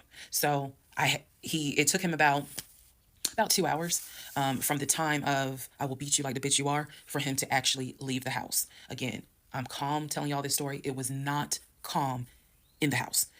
So he eventually puts on some sweatpants. Now I can really see how much weight he has lost. But he puts on some sweatpants, he puts on a shirt, he's limping down. He's like, "You really gonna kick me out on my birthday?" I just looked at him. I just looked at him. Opened the door. He went through the garage, got into his car, called, his aunt was still on the phone and she was like, "I'm gonna send you some money." And that's the part I was like, clearly he has the money. Like, you ain't got to send him money. He doesn't even have to go to Philly. He can just go get a hotel for now. I don't care what he does. He just got to leave his house. So he ends up getting in the car, driving off. My mom calls and she's just like, "Is he still there?" I said no. I had not told her what all he had lied about. Even in the midst of me being angry and me going off, I never told him that I spoke to the ex-wife. I never told him I knew he was lying about the stepdaughter, because then he would have asked, how, what makes you say that? So I did keep my word. I never told him I spoke to her. So he eventually left. I text a friend of mine. I texted my landlord. I said, "I have an emergency. I need to know if it is okay to get the locks changed." Landlord was like, "That's fine." My landlord was super cool. Shout out to Mr. Patel. I went to Home Depot, bought brand new locks. Text a friend of mine, asked him, "When you get off work, can you please come by my house? I need the locks changed today."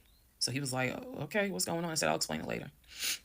So to give you a timeline of June 17th, when I asked him about San Diego State and I told him that I know you've never even been to California, that was about 8:30, 9 o'clock in the morning. By the time he left the house, it was maybe going on noon, 1 o'clock. So this happened pretty quickly. If you're wondering, why did you even ask him? I already knew that I wanted out. I knew that. But for some reason, a part of me was like, let's just see if he'll be honest just one last time. And he wasn't. And it sent me into a rage. And then he lied to his aunt, saying, "I ain't never lied to her." And that sent me over the edge. So by 1 o'clock, by 1:30, he was gone.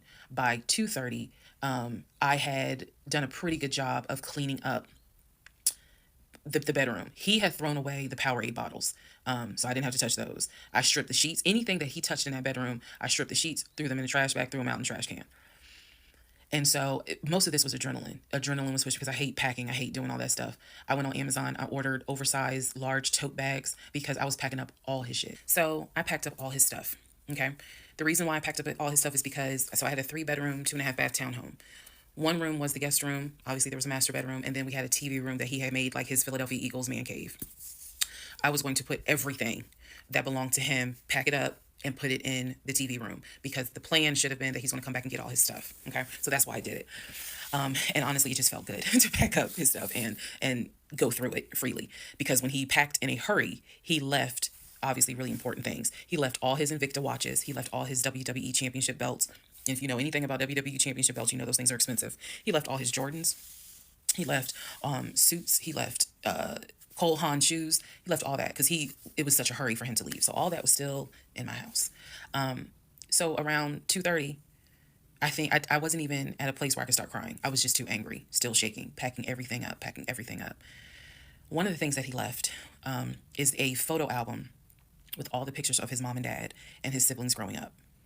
Now, I had the thought of I was going to have a burn party and I was going to put it on Facebook Live. I was going to burn it with my friends and drink and dance and play music. But it's his deceased parents. I do have a heart. So I put that somewhere special, meaning I put it up in the closet. He had told me that he was going to come back and get his stuff. And so I just did not, I didn't throw anything out unless it was like something I knew was trash. Other than that, I put everything up and kept it, in the TV room. So that's June 17th. Also on June 17th, I had already ordered his birthday cake. I had ordered the birthday cake like the end of May because it was like a special birthday cake. So I also had to go get the birthday cake from the bakery in East Point. And I took it to my family's house and we ate it. Yes, I had left the house, went to my family's house, filled them in, my aunt, my little cousin, and my grandfather, because my mom was in Arkansas. So I went over to their house, filled them in on what was going on. They could not believe it. Although my grandfather then told me, he said, he ain't look like he was a football player. He was like, I didn't want to say nothing, but he ain't look like he was a football player. Gotta love grandparents. So we ate his birthday cake. Went back home. The friend that I had called came, changed all the locks, I changed the security codes. Effectively, he would not have been able to get in that house. So that is what happened on June 17th. So now we can fast forward. He would text me and he would call me that he got to Philly. Apparently he left Georgia and immediately went to Philly. So he immediately went to Philly, and he did text me and said that he made it to Philly and he was staying at his aunt's house. I know that this is a short part. That's okay, because what we're doing now is I went through how we met, I went through how we dated, I went through how we got married. Now I'm taking you all to June 17th. The week after June 17th, he's in Philly. He still would call me. He still would text me. The conversations we were having the week after June 17th, so this would be June 18th up to the 24th. The conversations we were having had to do with divorce. So who's going to file? And he was like, well, I don't want a divorce. I'm going to fight you on it. Are you? Really? Are you going to fight me on the divorce? I didn't know anything about filing for divorce. So, but I refused to stay in a place of ignorance. So I went online. There's a website that you can go to where you pay like a $200, $239 fee, and you fill out basic information and you choose your state. You choose your state, and they will not process, but they will make all your documents. All you got to do is print it out and take it to the court. And it is step-by-step directions. We didn't have any property with each other. We didn't have any kids with each other. So by the state of Georgia's standards, this should be an uncontested divorce. So the conversation that last week, the week of June 18th to the 24th, was about divorce. What stuff do you want to keep? Well, I'm going to come and get all my stuff. I just don't understand why you couldn't talk to me about it. I said, there's no room for talking because you've been lying to me since day one. But even still, keep in mind, as of June 17th, June 18th, June 19th, I did not know what I know now. So the lies were really only like 5% of the whole story. So June 24th or 25th is when I had printed my documents. And I'm laughing because at this point in time, I've read y'all's comments about how that man will print out stuff. I know. But I used the website, typed all my stuff in, got my documents, and then I went. I took a day off from the job because I was getting ready to transition into the new job. So I left work early, went to the courthouse, and filed for divorce. I filed. I paid. And then I already had the documents where he would have needed to sign so that it could then be entered into for a divorce settlement agreement. So going into part 36 or 35, I know there's so many parts. Going into the next part is where I can tell you guys what happened with him, because he drove to Philly and he was in Philly for about a week, maybe 3 to 4 days. Then I get a message on Facebook Messenger from a woman claiming to be his cousin.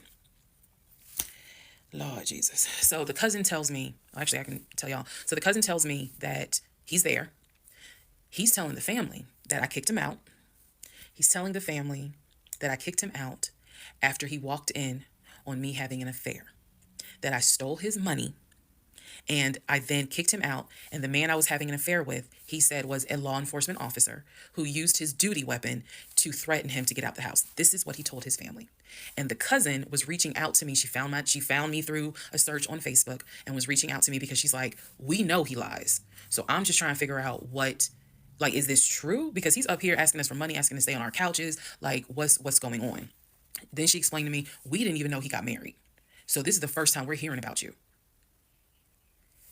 What do you mean you didn't know he got married? He talks to his brother every day. She said, who told you that? I said, I've heard him talk to his brother every day. All his brothers. She said, all his brothers. How many brothers do you think he has? I said, he has 4 brothers. I named them. She said, he has 2 brothers. She said, he has the twin and he has the older brother. I said, twin? Who is the twin? Welcome to the next part where we discover the real family tree. The family tree. Please fasten your seatbelts and put the tray tables in the upright position. Let's go. All right. The cousin, I'm not going to name her. The cousin had reached out to me on Facebook, asked me to please give her a call. So this conversation was on the phone. Yes, I was actually speaking to her. She informs me again about the whole, he's up there, he's telling everyone that he walked in on me cheating on him.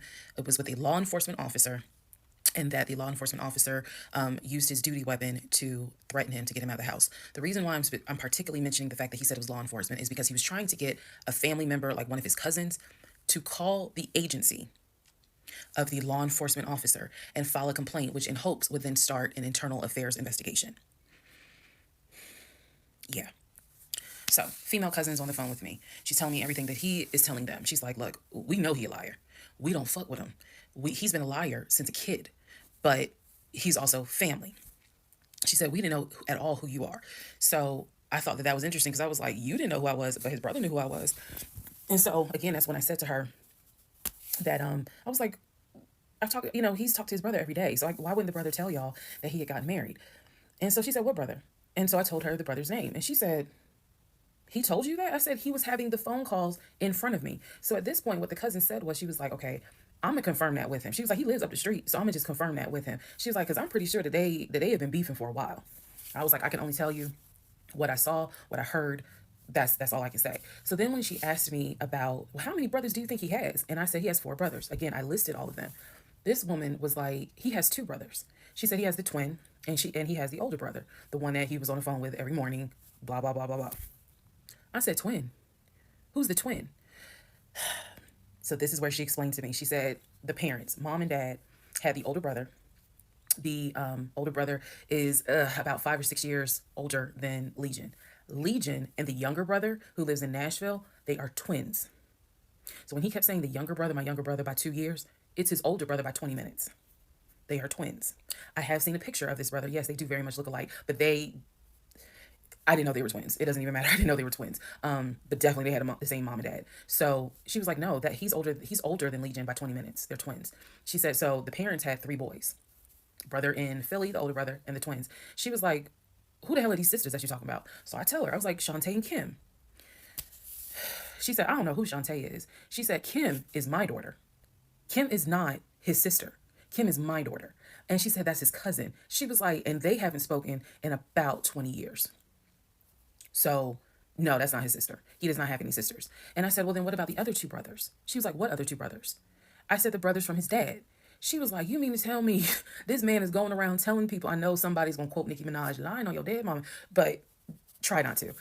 She said, you mean to tell me this man is walking around lying on his dad, saying that his dad had kids outside of his mom? And I kind of stuttered like, yeah. She was like, he does not. She said, I have no idea who those 2 men are. She said, those are not his brothers. But if y'all remember, I met those 2, and he introduced them as, man, this is my brother John, this is my brother Matt, type thing. And so they both were like, oh, my sister, it's good to meet you, it's good to meet you. Remember that, because obviously I do eventually talk to those 2 men again. So she says to me, the family tree is mom and dad, the 3 sons. She was like, there are no sisters. She said, I don't have a clue who Shantae is. She said, Kim is my daughter, so that's just their cousin. But again, they ain't spoken 20 years. I said, okay. And then there was the grandmother. She said, yeah, she named the grandmother. She was like, yeah, she died in like 2008. I said, yeah, he told me that she died in 2020. And that, all of you were coming down for the memorial service. And she's just like, she died in 2008.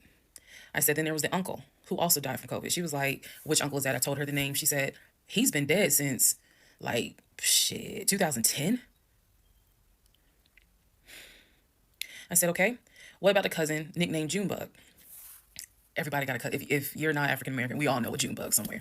And she just was like, oh yeah, cousin Junebug.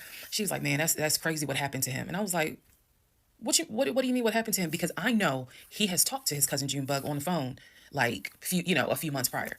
He was like, and so she said to me, she said, yeah, he had passed away in like 2016. So this is now 3 people that she's naming that I recall him having either a story about or a phone call with, and she's telling me that they are all passed away. So this is when the conversation kind of changes, and she's like, you know what? She said, let me speak to the older brother, because he probably wants to talk to you. She was like, you probably should talk to him, and a lot of your questions will get answered. She was like, this dude's been lying ever since he was a kid. She was like, she said, literally, we don't fuck with him. I remember her saying that verbatim. She was so adamant. She was like, and when he showed up here out the blue, talking about how his wife cheated on him with a law enforcement officer and how the guy took his gun out and threatened him to leave the house. She was like, we knew something was up. She was like, that's why I had to find out who you were and reach out to you and find out the truth. I said, there was no other guy. There was no law enforcement officer. And she was like, yeah, because he was telling us where the dude worked and how we should go ahead and help him file a complaint so that this dude could lose his job. I said, there is no other person. I said, I kicked him out. That was me, all by myself. No gun, just my fist.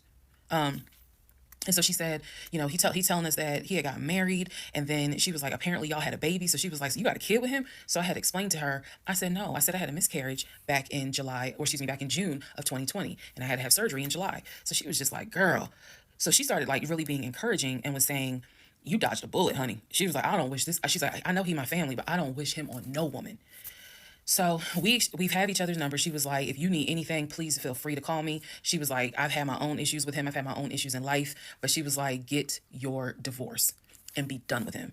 Then she said, I'm going to put you in contact with the older brother.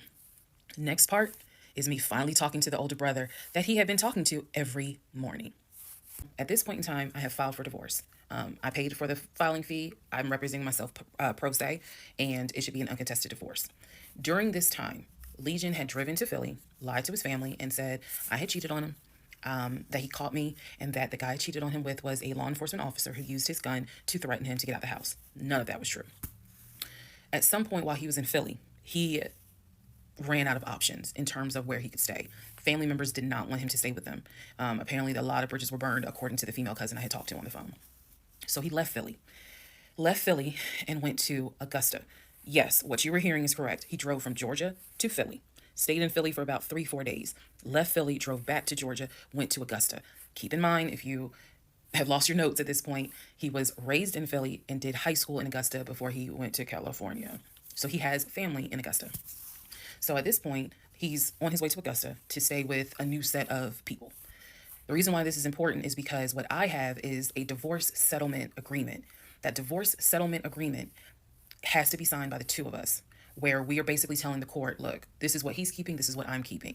I need his signature. Let me repeat that. I need his signature because I wanted a very quick and painless divorce, as much as it could be. So by this time, this is now around June 25th. So around June 25th, he's now in Augusta. He had left the house June 17th. So between June 17th and June 24th is the trip to Philly, then leaving Philly, coming to Augusta. My aunt and my little cousin get in the car with me, and I drive to Augusta with a rag on my head, some sweatpants, and a tank top because it's July, so it's hot. But we ride to Augusta. I had spoken to him.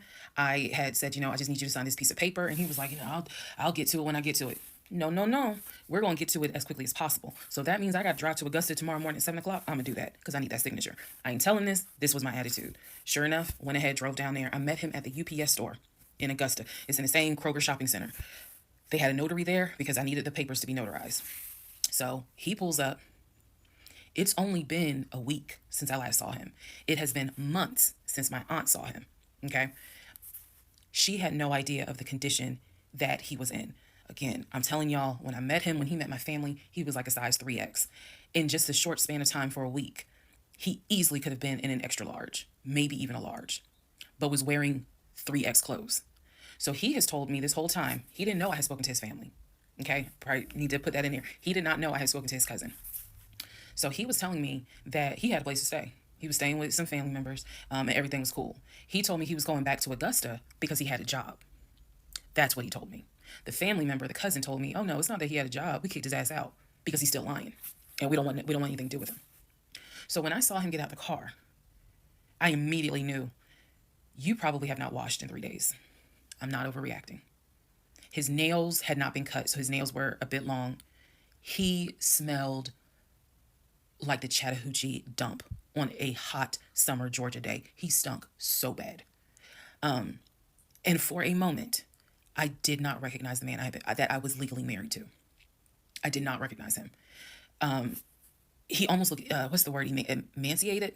If I may be mispronouncing it, but the way someone looks when they have lost so much weight and it's almost like your skin and bones. He looked homeless. He smelled homeless. And my heart just kind of broke. It kind of did. I'll be honest, it kind of broke.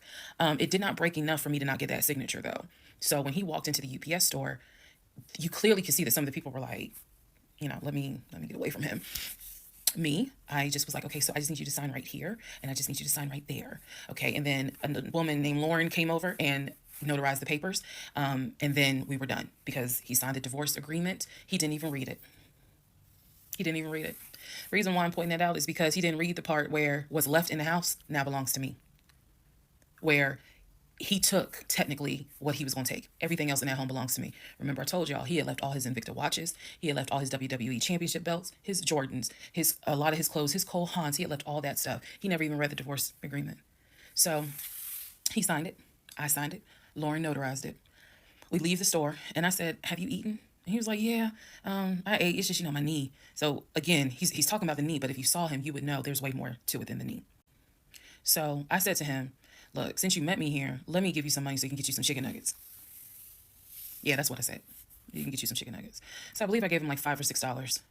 Go get you some chicken. I think I Zelled it to him, actually. Just go get you some food. Then because where he parked was not far. It was like Okay, I'm parked here. He's parked in front of me in the other row. So there's that aisle that you can drive down. So I walked into the car and I saw the condition of the inside of the car. And that's when I knew he's been living in his car. He's been living in his car. So clearly, I no longer had a question of, so where's his offshore account? Where's the U.S. bank savings account? Where's the checking account? Didn't have that question anymore. Because if you had money, you wouldn't be living in your car. You would not be in the same clothes that you were in when you left my house on June 17th. And this is now June 25th. So he was like, I'm gonna be all right. I'm about to start a new job. I'm gonna be cool. I got a family member I can stay with. Everything's gonna be okay. All right. I said, I will let you know when the divorce is granted. I said, I will send you a copy of the divorce decree. And he was like, okay. He said, well, how long do you think that's going to take? I said, I'm not sure. I thought I had to wait 30 days before I could file the divorce agreement settlement form. And then the judge would grant it in 30 days. So basically, this is like June 25th. I'm looking at the end of August that it would take for the divorce to be granted, assuming there were no hiccups, assuming he didn't decide he was going to pull a fast one. So I told him, I was like, I'm going to file this. And then once we get the divorce decree, I'll send you a copy. He said, okay. He got in his car. I got in my car. I drove all the way back home and he went to wherever he went. Next part is the next series of lies that I was faced with. His housekeeping and missing pieces. So housekeeping. First and foremost, as much as I know you all have enjoyed this series and some of you have told me how entertaining you have found it, the story will be done this weekend. So in other words, I don't care how many parts I got to film. It will be done this weekend. We're not going to drag it into the new week. So I just want to let everyone know that. So please be sure to tell your sisters, your mamas, your aunties, your cousins, your best friends, hey, y'all, go ahead and watch all the parts because she's saying she's wrapping it up this weekend. But I'll leave the playlist up, so don't worry. Also, let's see. I'm sorry for the people who are like, I keep talking really slow. I didn't know that I was, and they're like, you're just long-winded. I'm very detailed. So that's probably what you're feeling, is that I'm detailed and I'm trying to get everything out, again, in a responsible manner. So you all have asked me if I will do a live. Yes, I will. I don't have any issue doing a live. I feel like if you're gonna put the story out there, you know you're gonna get questions. So if you stand on business and you stand on what you said, do the live. So yes, I will do a live, and I will let you all know when I'm gonna do a live. So it won't just be some random shit. I will actually do a live and let everyone know. So that way, if you have questions, bring them. The issue with doing a live is that I need moderators. So because I just anticipate a lot of people have questions and I'm just one person, and I don't want to be accused of she's ignoring my question, which means there's holes in her story. Y'all, we all know how TikTok is. So. But I will absolutely do a live. That's the housekeeping. Missing pieces. So when I said before that it's important to me that I'm responsible in how I tell the story, meaning I'm clear and I go in detail, I realized that I left out some missing parts. And it was brought to my attention by a number of you. Thank you, because I'm all for accountability. I did not go into how my ex-husband, Legion, left the condiment company and then went to Apple. I also did not go into detail on when my mom came to visit. Both of those were in the month of April. I was going to go into detail a little bit more on the Apple situation because, as you probably have figured out, of course something came out later on. But nevertheless, in terms of April of 2021, my mom came for a visit. She lived in Arkansas. She came to visit us. She came to visit us after we had that whole sexting on Facebook incident and just after we had started marital counseling. There were no fireworks during her visit. Nothing was weird. I did talk about how my family has always been there. And if you spoke with my mom, she would tell you she didn't see anything out of the ordinary. But there was something in her spirit that just didn't sit right. She didn't talk to me about it at the time. She did not raise her concerns. She simply, when she came to visit, we welcomed her with open arms. Legion was excited to meet her. She was excited to meet him. We took my mom out to eat. It was a typical, very quiet, non-active visit. I didn't know what my mother thought until later on. So she didn't share with me during the visit, something don't seem right. She and I sat in the guest room talking. I never told her anything that was going on. Number one, because again, it goes back to that mindset of what happens in my marriage needs to stay in my marriage. And I talk about how I didn't think looking back, it was not a good idea that I told my aunt what had happened. My aunt is not the type that's going to tell my mother. In other words, if you confide in her, she keeps it between you and her. So my mom never knew that there were any issues. And so there was nothing for her to be on mama bear mode. Had she known, this would have been a very different trip, but she didn't know. So she did come to visit. Everything went fine. He and I put on a united front. Oh, we're so happy. We're so, in love. And yes, behind the scenes was a whole different story. He talked to her about how he was looking to buy a house and how he told her how work was going, how his job, how his job was going. you know, bragging as usual, which I did tell my mom, look, he's going to talk about himself and money a lot. So just change the subject. If he brings up a house, change the subject. That was my instructions to her, because I was like, I don't even want to get into the whole house situation. So other than that, uneventful. Now, once my mom left, this is still in April, everything was fine with him at the condiment company. As far as I knew, everything was fine. What ended up happening is he randomly came home one day and starts complaining about changes that are going on at the company. When he started complaining about those changes, it was things like, keep in mind, he is not VP of the company. He was VP of, I keep getting it wrong, but I think it was VP of production is what the memo says. So he was not the second in command for the company. He was upset that he was being blamed for production stats, that the production was down. He was upset that his plant manager apparently had resigned. He was upset that some of the policy changes that were coming into play that would affect his plant. These are the things that he was coming home and complaining about. Literally, he would complain. He started complaining Monday. By Friday, he said, you know what, if they continue doing this, then I just need to find another job. He was like, I think I'm gonna call my homeboy that I work with at Apple, and I'm gonna see, you know, what they have available. Yes, there were red flags going up. Of course there were. At this point, we're not even dealing with United Nations of red flags. We are dealing with the Olympics. We are dealing with the parade of all nations. Everybody got a red flag. So when he said that, I was kind of like, okay, because I had become numb to all the antics that he did. I was numb to it. So he literally said, I think I'm gonna call my homeboy and I'm gonna see what's at Apple. My response to him was, well, what about your salary? Would you take a pay cut? He was like, no, I'm not gonna take a pay cut. Like, I wouldn't leave unless it's gonna be the same amount or more money. Y'all, the next week, last week of April, I'm at work, minding my own business. He calls me and tells me, I've decided to resign. You what? I've decided to resign. Don't worry. Don't get all crazy. I had talked to my homeboy. There is a position at Apple, and I'm on my way there now to go and meet him so that I can get some information on the position. We're married, y'all. We're married. So what I said to him was, well, will you get all this in writing? His words to me were, of course I'm gonna get it in writing. I'm not stupid. You know what? I don't even want to talk to you no more. Click. That's the end of April. So that is how I was introduced to this Apple job. Again, if you stick with this series, you will find out exactly what happened. But that's how I was introduced to the Apple job. It literally was in a span of within 2 weeks. And he resigned from the condiment company and immediately said, I'm going to move over to Apple. Just wanted to clarify that. Everything you're going to hear, probably in this part and the next part, all of this happens in the month of July, 2021.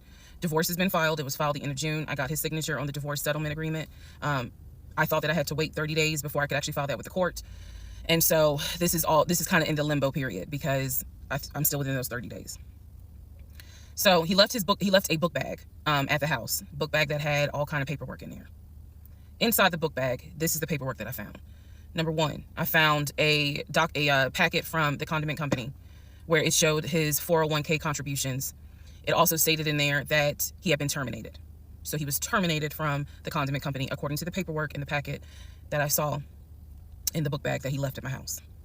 Also in the book bag were paycheck stubs from a previous job where he worked at a cemetery.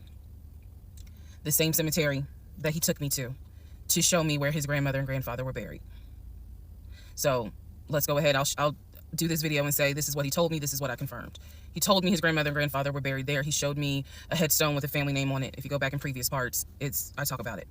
The truth is they are not buried there. He is of no relation to the people who are buried at that particular gravesite. Only reason why he knew about it is because he had worked there. Also in the book bag, it was a copy of a driver's license that he had. The address on the driver's license, now this I still don't have an answer to, but the address on the driver's license was the same address as the cemetery because I looked it up on Google. Also in the book bag was paperwork from another construction company job, meaning it was paycheck stubs from another construction company here in Atlanta that he had worked for. It did not have dates on it, so I don't know when he worked for the construction company. Also in the book bag paperwork was unemployment paperwork. So it looked like he had been receiving unemployment just before I met him. I met him in March. It looked like he had been receiving unemployment January and February. So once again, let's confirm. He did not work for the condiment company for 6 to 7 years. Also in there were scraps of paper from a temp agency where it was information on the job that he had been placed at. Where was that job? The condiment company. He would be a forklift / loader is what it said. So I interpret that to mean he can drive a forklift, but he would have been loading up the 18-wheelers for them to go out to their deliveries. Also in this book bag was paperwork from Clayton County courts, I believe, for a weekend, what is it called? A weekender jail. It was like a weekender jail receipt. So I had to do some research. So apparently what that means is that there is an option where if you have a job, let's say you were sentenced to 60 days in jail, but you have a full-time job. Apparently the court can say, okay, you'll go to jail on the weekends. So in other words, you have to report to the jail on Friday at 5 o'clock and you'll be there Friday, Saturday, Sunday. You will get out Sunday at 6 o'clock. Apparently that's actually a real thing. So what was in the book bag were multiple yellow receipts for different weekends that he had to report and get out of jail. Last but not least, there were some additional pictures, and then there were some, and when I say pictures, I'm talking about family photos. And then there was another additional copy of his driver's license with the Douglasville address. I looked up that address. The name associated with that address was the same name as the ex-girlfriend that he had in between the ex-wife and me. If you go back to the video where I talk about the conversation I had with the ex-wife, she tells me that the address was going to come back to the ex-girlfriend. I'm simply saying that is correct. So what she told me is true. So because of everything that I found, I decided to go down a new rabbit hole. Again, just recapping what I said in previous videos.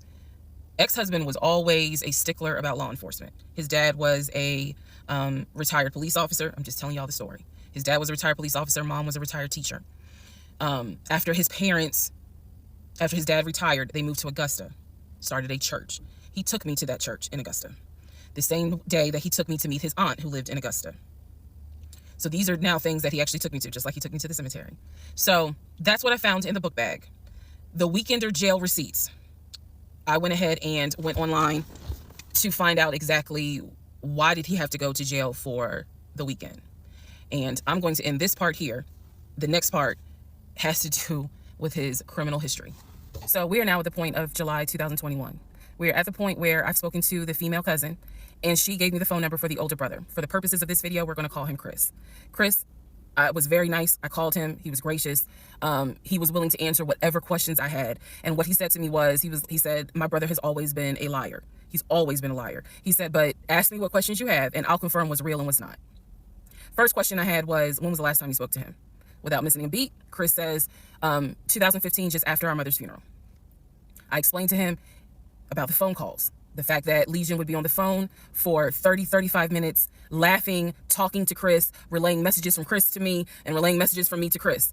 Without missing a beat, Chris says he was never talking to me. And he said, now I am going to say this, maybe he was on the phone, but he was not on the phone with me. He said, because he knows that if I ever see him, I'm gonna whoop his ass. And I'm laughing because obviously Legion loves to say I'm gonna whoop somebody's ass. So for the people who are confused, like, wait, what does this mean about the phone calls? What this means is every single time that my ex-husband was on the phone, holding his phone like this, talking, laughing, cracking jokes. Hey, my wife said that, we could go later on this evening and all this other stuff. Every time they were doing things like that, every time he was having a phone call or conversation that he claims to be with Chris, no one is on the phone. No one's on the phone. That is what that means. So I'm on the phone with Chris. My mind is spinning. It is blowing up like a volcano. I mean, I'm going crazy. I'm going crazy because what this means is that for the past 4 or 5 months, every morning that he is having a phone call with his brother Chris, I am now understanding in real time that phone call was completely fake. So Chris tells me maybe he was talking to somebody else, but it wasn't me. He said the only family member that Legion actually talks to is the twin. And that's only because for some reason, I guess it's their twins, he helps him out when he needs it. Legion only calls the twin when he needs money. And the twin, according to Chris, now this is the part that might blow some minds. The twin brother, the one that is older by 20 minutes, is VP of his company, is married, drives a luxury car, and lives in like a 4 or 5 bedroom house in Nashville. So Chris is saying to me, he was like, it sounds like he took the identity of the twin and was trying to act like that's his life. And it's not. He was like, that nigga ain't never had no money, ain't never kept a job a long period of time. And he was like, and you're telling me that he claims he was VP of a company? And so he was like, did you ever see anything? Did you ever meet people like Chris? I respect the fact that he was asking me the same questions y'all are asking me. Did you ever meet any family members? And I told him, I said, I met your aunt. Well, what aunt is that? I told him her name. He said, that ain't our damn aunt. I don't know if y'all have ever dealt with people from Philly. So he was just loud. He was like, that ain't our aunt. He said, that is our mother's best friend. And I don't trust that hoe. I'm sorry. It's the way he said it that it makes me laugh. Anyway, he's like, I don't trust her. I don't trust her at all. She is not our aunt. She was our mother's best friend when our mother was living in Augusta. She's not our aunt. So then I explained to him about the other brothers. The brothers, remember, there were 2 half brothers from his dad. One lived in Baltimore, one lived in Augusta. Chris is on the phone saying, I don't know who them niggas are. They ain't related to us. He said, our dad never had other kids. He was like, so you mean to tell me this nigga going around telling people that our dad had kids on our mom? And I said to him, well, the way he actually put it is that the 2 brothers came before y'all. He was like, hell no.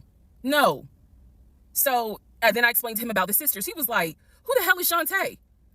And I was like, Shantae, again, I'm just telling you what I was told. Shantae is a sister that lives in Douglasville, married with 2 kids. He was like, no, we don't have a sister. Told him about Kim. He was like, Kim's not our sister, she's a cousin. And he said to me, and I know she ain't talked to him in forever in 2 days. He said, so the only people who are his family members is Chris and the twin.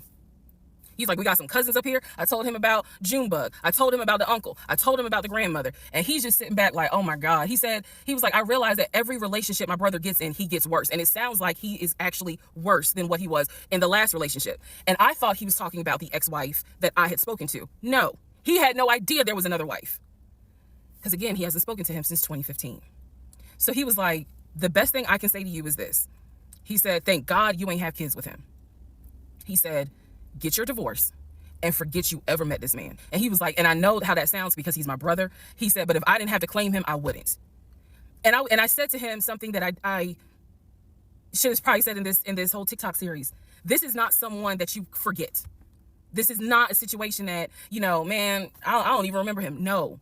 What I don't remember is the version of myself before I met him, because nothing so far has turned out to be true. The only thing that Chris was able to tell me is true is that, number one, yes, there is a brother in Philly, him. Yes, there is a brother in Nashville, the twin. Yes, both parents are deceased. That is what I was told from the beginning. Those pieces of information are true. The grandmother did die in 2008. He was like, no, she didn't. She definitely didn't die in 2020. I told him how I found the obituary.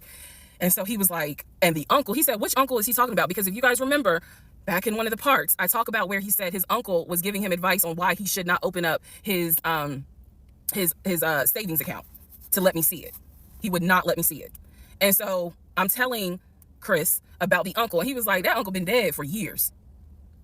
I told him about Junebug. He said, Junebug been dead for years. And I said, Chris, he was having conversations with Junebug on the phone in front of me. He was like, it wasn't Junebug.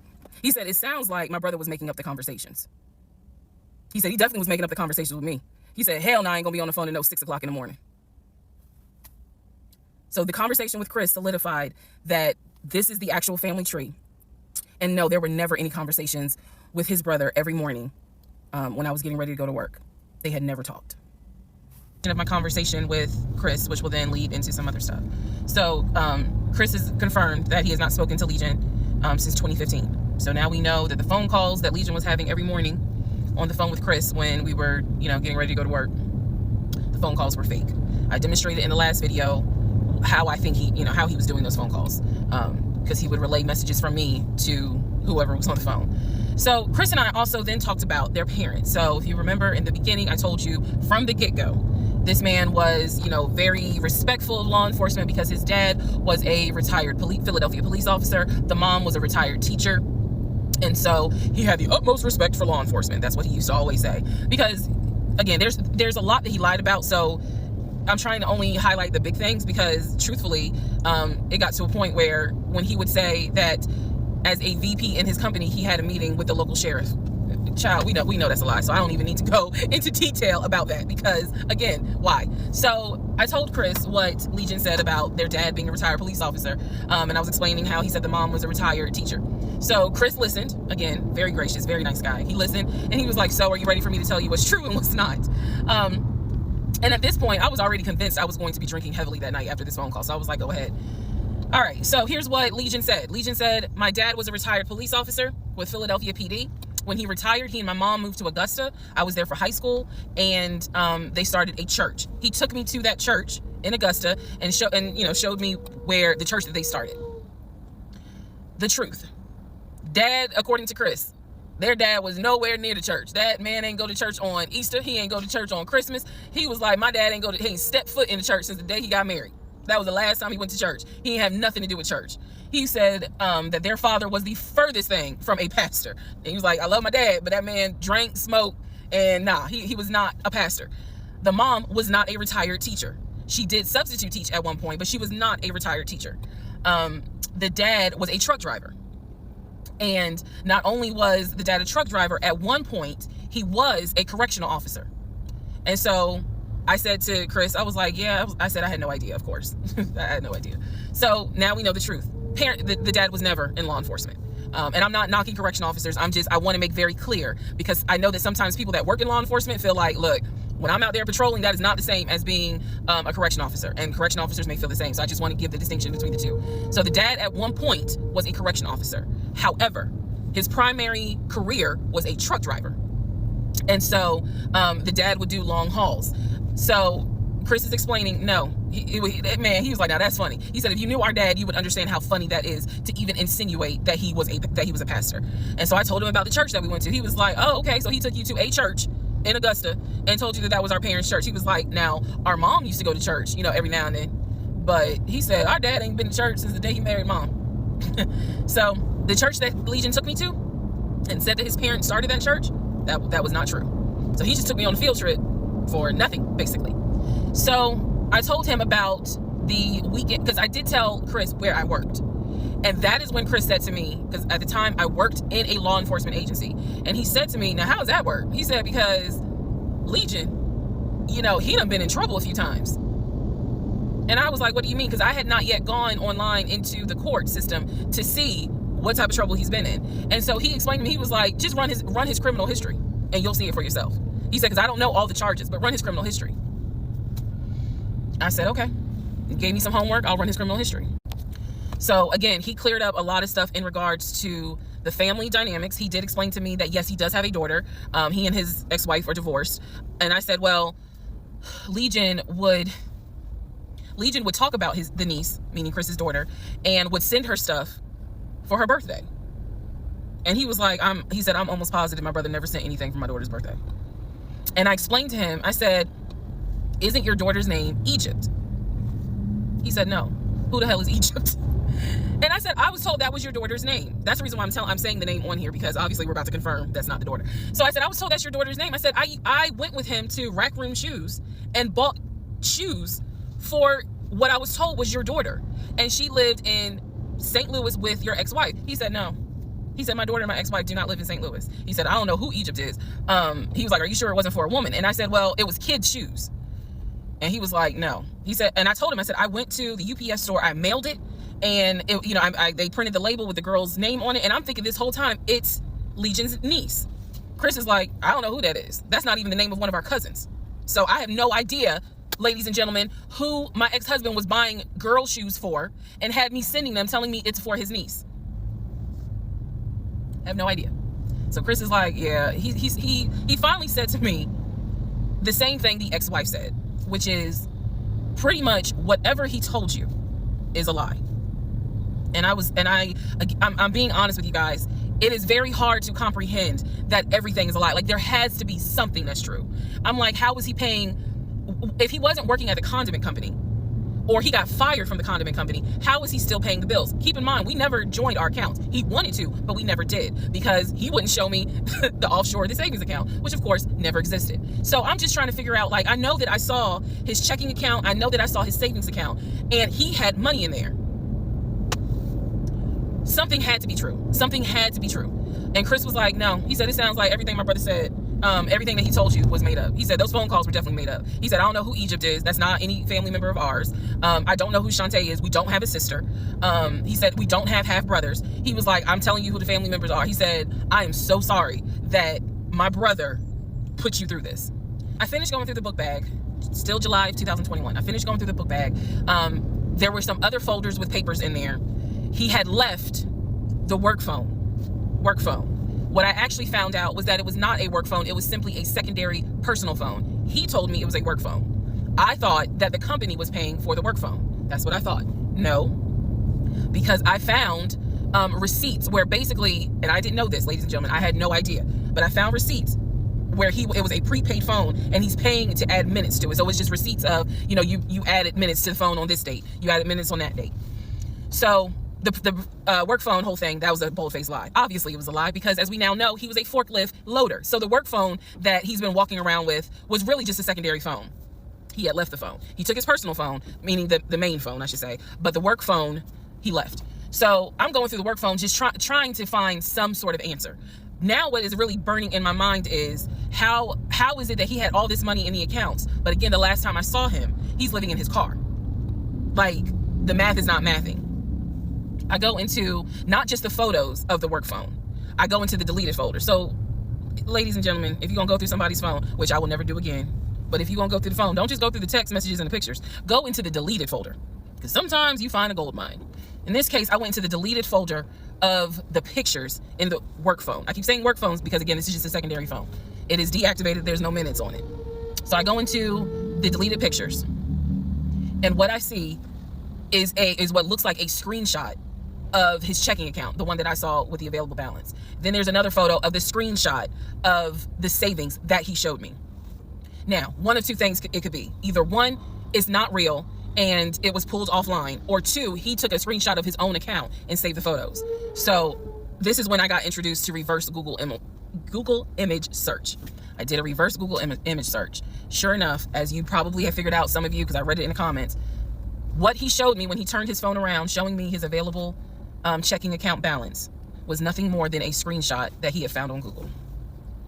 When he showed me his savings, turned the phone around, because remember, I demonstrated for y'all how he was, and then, turned it around and showed it to me as if he was signing in. When he did that, he was simply showing me a screenshot that he had taken from Google Images. Because when I did a reverse Google image search with those two photos, the checking and the savings, it came right up. It was nothing more than just Google Images. In my phone, I didn't even need this because, again, I already knew that he was not a VP regional manager, but still, for shits and giggles, I did a reverse image search of the charcoal BMW. Remember I told y'all he had sent me pictures of the company car. Nothing more than a screenshot he had taken off of Google Images. The house that he showed me that he had in San Diego, Google Images. So what we can now confirm is anything he showed me when he's turning his phone around is nothing more than an image from Google Images at this point. The checking account, the savings account, Google Images. The house, Google Images. The company car, that charcoal gray BMW 5 Series, Google Images. So at this point, I realized, okay, nothing is real. And I wasn't so much in a rage, to be honest with you. I wasn't in a rage then and there, as much as it was, I really truly had a moment where I said to myself, oh my God, what the fuck have I let in my life? Like, this is not even human at this point. That's really how I felt. Like, again, as someone who, I studied psychology, but I didn't graduate with a psychology degree. However, I have never dealt with a pathological liar. I have studied about them, but I have never come into contact with a pathological liar. Because to a compulsive liar, if you ask them, man, why did you lie to me? They probably are going to have a reason. Pathological liars don't have a reason. Like, there's no limit to the lie. So I have now confirmed that at least 70% of everything that I thought I knew is now absolutely not true. Absolutely not true. So in between all of this, I get a phone call from the aunt in Augusta. The aunt in Augusta, who Chris has confirmed is the mother's best friend. She is not their mother's sister or dad's sister. She's the best friend of the deceased mom. She calls me, and this is the one I have met. This is the one that Chris was like, I don't trust that hoe, anyway. So she called because she wanted to know what happened. She wasn't trying to be nosy or messy or anything like that. She's just trying to find out what happened because apparently Legion is trying to come stay with her. So she asked me, sweet lady, but she said, what happened with you guys? And I told her we're getting a divorce. I said, because he lied to me a lot. He lied to me a lot. And so what breaks my heart about the conversation with her is that she said, so whatever happened to the baby? Mind you, we went to Augusta, told her I was pregnant. I thought he told her that I had a miscarriage. He didn't. He never told this woman I had a miscarriage. So she informs me, this is what she tells me. So now we're confirming something else. She tells me that on at least 5 times while I'm at work, Legion was driving to Augusta and telling her that he was going to visit the church of where the parents allegedly the church that the parents started. And I was like, what do you mean he went to Augusta? She said, I've seen him like 4 or 5 times. He's come down here, and each time I've asked him to bring the baby. And I said, what baby? And she said, the baby that y'all had. He told me that y'all had a baby boy. And I said, no, ma'am. I said I had a miscarriage in June of 2020. And she said, oh my God. Oh, you know, she was doing that whole thing. She said this whole time he told me that y'all had a son in January. And I had been asking him for pictures. I had been asking him to bring both of you down here so I could meet him. And he always had an excuse as to why he wouldn't bring the baby. And the last time he was in Augusta, he said that he was leaving you and he was taking the baby with him and that you were at work. I am not making this up. That is what that woman told me. And I just was like, no, ma'am, none of that is true. There is no baby. I said I had no idea he was going to Augusta. After the conversation with the aunt, again, she's telling me that Legion has been keeping up this lie that we had a son. I let her know, no ma'am, there was no baby. We did not have a baby. And I said, I thought that he told you. And she said, he's told a few people that you all had a baby. And she said, because I know some people were trying to send a gift to celebrate the birth. I didn't know anything about that. Didn't know anything about that. So she said, he's trying to come stay with me. She said, but I don't think I want him to, again, she's an older lady. She's like, I don't think I want him to come here because I don't really want to get involved with his divorce again. And I said, what do you mean again? I said, are you talking about the previous wife? And I said the previous ex-wife's name. She said, I don't know who that is. I'm talking about LaTanya, that one, the first one. And I said, well, what happened? Do y'all remember I said in my previous video that I read their divorce records. He had filed for divorce and they had a temporary protection order against each other. I said that. So now the aunt is on the phone saying that she had to go to court and testify on Legion's behalf in regards to the temporary protective order. And I was like, well, what happened? She said they got into a fight with each other. And she slapped him. And I said, well, do you know why they got into a fight? And she said, yeah, apparently he had lied to the wife and it was something major and they got into a physical fight. And she said that woman almost beat his behind. And so he asked the court for a temporary protective order. So now I'm just getting the backstory on how that TPO was even came into play. So I told her, I said, you know, Miss Christy, we'll call her. I said, you don't have to worry about that. I said, we're not, he's already signed the paperwork. We're not fighting. I don't have it in me. I don't. So I said, I'm not going to tell you not to have certain people in your home, but I am going to tell you that I'm just barely kind of discovering exactly what the lies are in regards to Legion. So if you feel comfortable having him in your home, then do it. I said, but I am going forward with this divorce, and once the divorce is final, I will have nothing to do with him.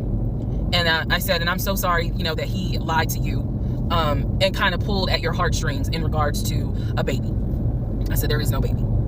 So she said, so y'all are really getting a divorce? I said, and I didn't want to cuss to the older ladies, but I said, yes, ma'am, we are. And so we get off the phone. Also during this time, Legion would call me every now and then. Legion had no idea. I've spoken to his ex-wife. I've spoken to his brother. I've spoken to his female cousin. He had no idea. I have now, if we want to go through real quick and talk about what we can confirm. We can confirm that there is no sister. We already knew there was no baby. There was no VP job. Again, he was a temp. And apparently he was making decent money. So what I believe, and this is just what I think off of putting pieces together, I think that he made enough money to pay the household bills, because it wasn't as if the household bills were so expensive. He made enough money to live on his own. But instead of him living on his own, he's living with me. So we can also confirm that when he told me that he was paying his car off and he called the dealership and paid his car off, we can confirm that that's a lie. That story will come up later on. So pretty much at this point, the only thing I know to be true, his name, his date of birth, the secondary social security number that was on my background check, and that he has 2 brothers and the parents are deceased. At this point in time of July 2021, that's all that I was able to confirm that to be true. So later on, Legion calls me. He calls me because he wants some money. He just needs a little bit of money to hold him over till payday. And so we're on the phone. The call, again, I was recording all my calls at the time. We're on the phone, and I finally kind of confronted him, number one, about having a twin. That's when he tells me, you know, I don't know why I lied, but I don't really talk about him. Number 2, I asked him why did he get fired from the condiment company. His story is that he got fired because he had helped a truck driver and he was not supposed to. I know it's a lie. Y'all don't even have to tell me. I know it's a lie. Number 3, I asked him, why did you tell your aunt that we had a baby? He claims he never told her that, and that she's old and she didn't know what she was talking about. So then I asked him if he was ever in trouble where he's been arrested. And he said, yeah, I've been arrested as a juvenile, but my father had my record expunged. I said, were you ever arrested as an adult? He said, no, I ain't never been arrested as an adult. I said, so you never went to weekend jail? He said, no, I don't even know what that is. So he doesn't know what weekend jail is. So that's his story. And so he was still standing by the lies he told me. So finally, I just asked him, and this is where let me just say it. I asked him, why the hell did you even marry me? Like, why? Why did you even marry me? Because you easily could have just stayed dating or been the boyfriend or just moved on with your life. Like, you didn't have to marry me. You didn't have to pull me into a marriage and make me think that this is what you wanted. This is what he said to me on that phone call. He said, I had to marry you. And I was like, no, you didn't. He said, yes, I did. He said, I knew full well from day one that there was no way you were going to stay my girlfriend for longer than a year. He said, I knew it. He said, I knew in order to keep you, I was going to have to marry you. Y'all, my jaw hit the ground. I could not believe he said that. And he said it so matter of fact. And I was like, that is the most fucked up thing you could. The videos that you saw earlier were filmed earlier today. And yes, I'm aware. It was brought to my attention. I had to make a decision whether or not to finish, keep my word, or stop, disappear. I mean, disappear. Okay.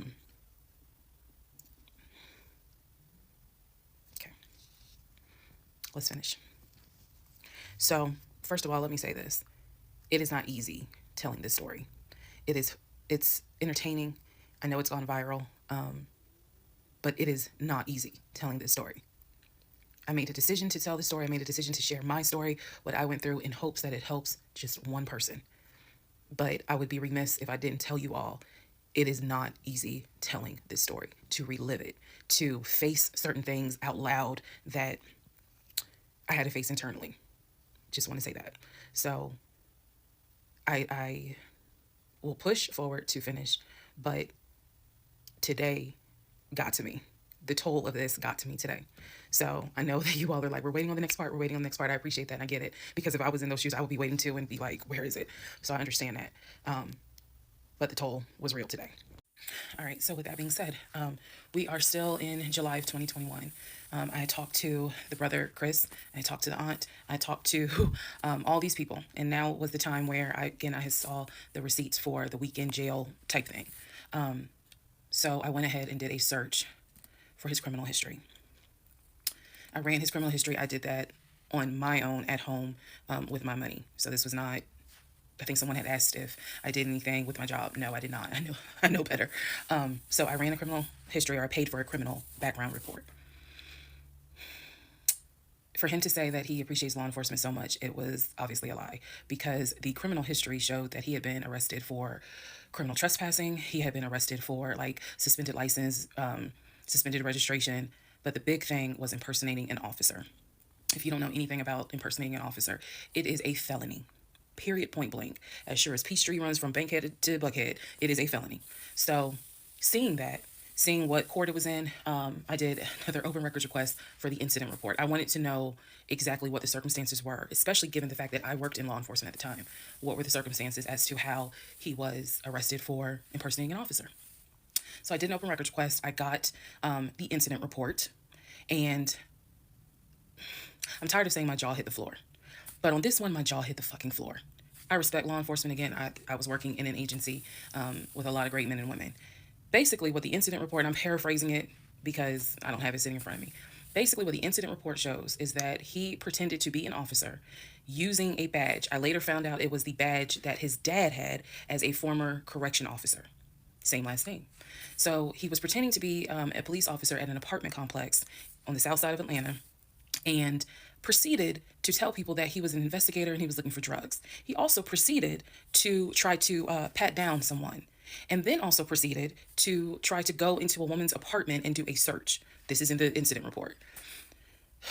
So naturally, the woman who he was trying to get into her apartment to do a search happened to either work with or worked at a local police department. So she just simply called her coworkers or called her homeboys or whatever.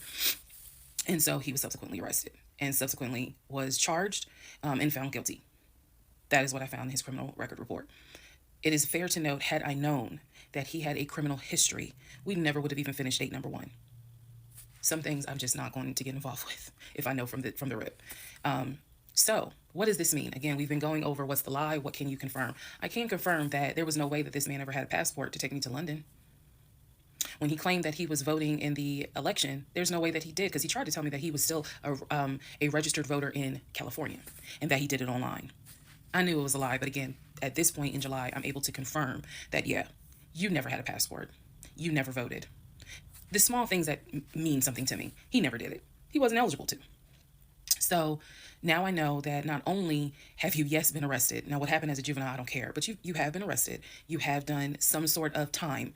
And now it explains why you knew your way around the county so well. If you go back to the previous videos, I had mentioned that I was wondering, how do you know your way around here? And the story was his sister used to live in this county, and he would come visit when he would fly in from California, when he would go see his parents in Augusta.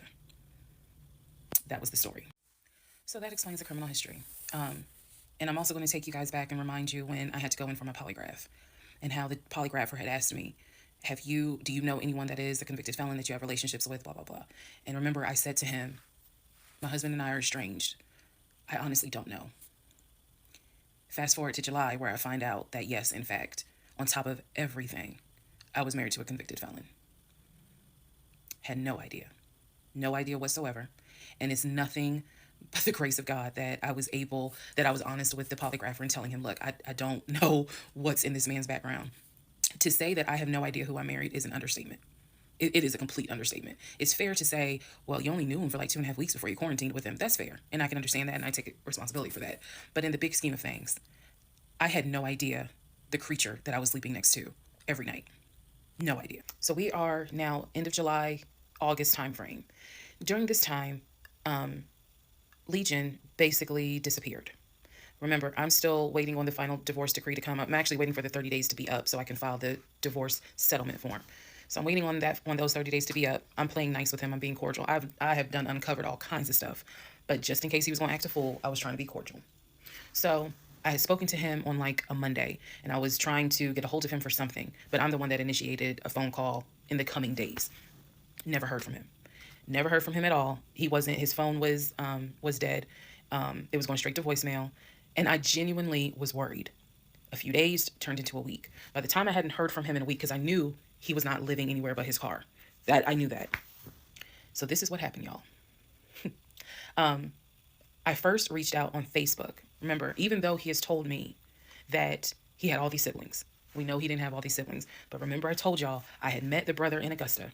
And I had met the brother in Baltimore. These are people I've met. The brother in Baltimore I talked to on FaceTime. The brother in Augusta I've actually physically met, hugged, shake hands, all that. So I reached out on Facebook to people that I remember him talking about all the time. The friend Omar, the brother in Augusta, the brother in Baltimore, another cousin in Augusta. I was doing a search for these people's names, just like, hey, have you heard from Legion? The brother in Augusta told me, no, I haven't heard from him. I've been trying to reach him, but the phone's going straight to voicemail. I knew he was living in his car. So my brain was doing everything it could not to go on the deep end. I reached out on Facebook to the brother in Baltimore. And I said, hey, gave him my name. And I said, have you heard from Legion? Now, mind you, the brother in Baltimore and him have talked on speakerphone. I guess it's important that I make that distinction. They have talked on speakerphone. So I know that they have talked at least in 2020. So I said to him, again, according to Legion, they talk all the time. But I've heard them on the phone in 2020. So I said, have you talked to him? The brother from Baltimore informs me, no, I ain't talked to him. He owes me money. So I ain't got nothing to say to him.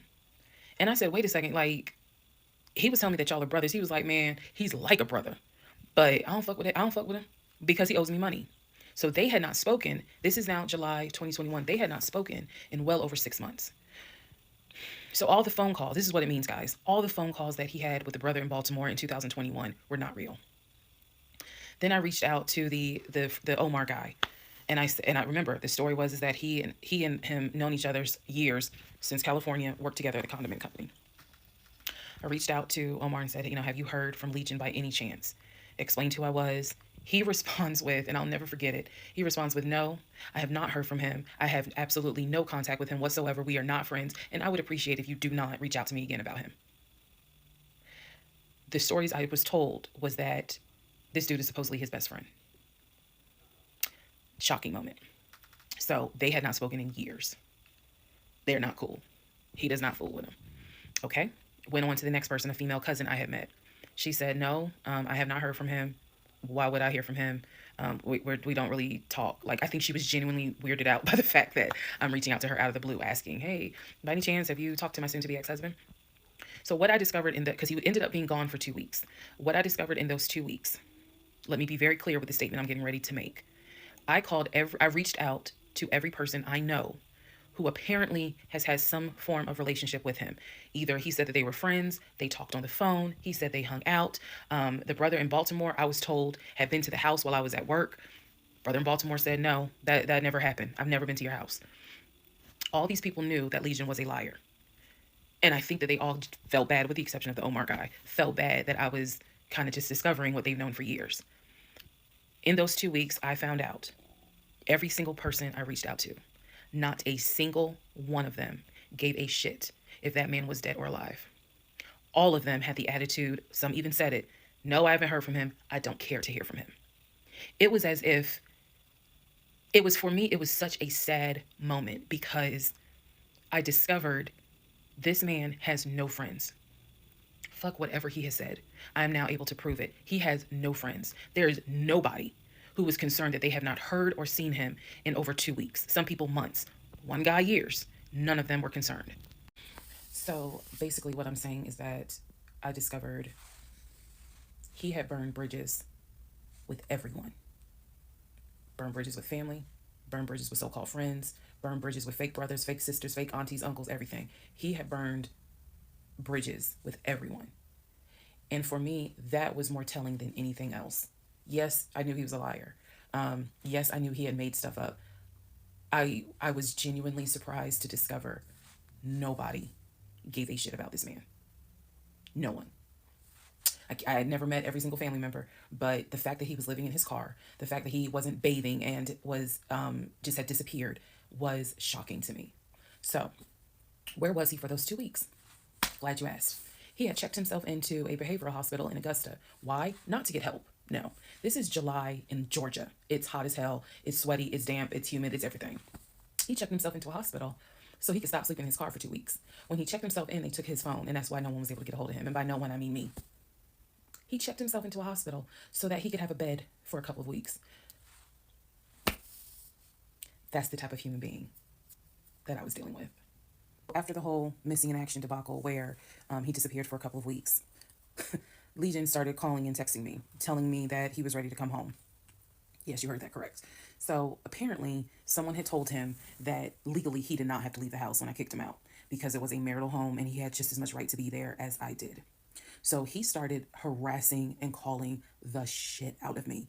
He was calling, 30 times in 1 hour. He was Facebook Messenger calling me. Let me be clear. Facebook Messenger calling me. He was calling me so much. He was messaging me saying, I'm coming home. I'm going to get some money and drive up from Augusta. You have to let me in the house. It's not fair what you're doing. All this other bullshit. It was nonstop. He would start calling at 7 o'clock in the morning. He would not stop calling until 10 o'clock at night. He was calling so much, leaving messages, like I said, just straight up harassing me. So I reached out to attorney friends. I reached out to local law enforcement. Local law enforcement informed me, well, technically he's right because he is still legally your husband. Our divorce had not been finalized at this point. The paperwork had been sent in. I was just waiting on the judge to give me her signature, but it hadn't happened yet. So the local law enforcement did tell me if he comes back, our officers would have to let him in the house. You don't have to stay there. They gave me different options. I was trying everything in the book because he is saying, I'm coming back to the house. I told him, do not come. You are not welcome. I'm not letting you in the house. Again, the locks had been changed. The code had been changed.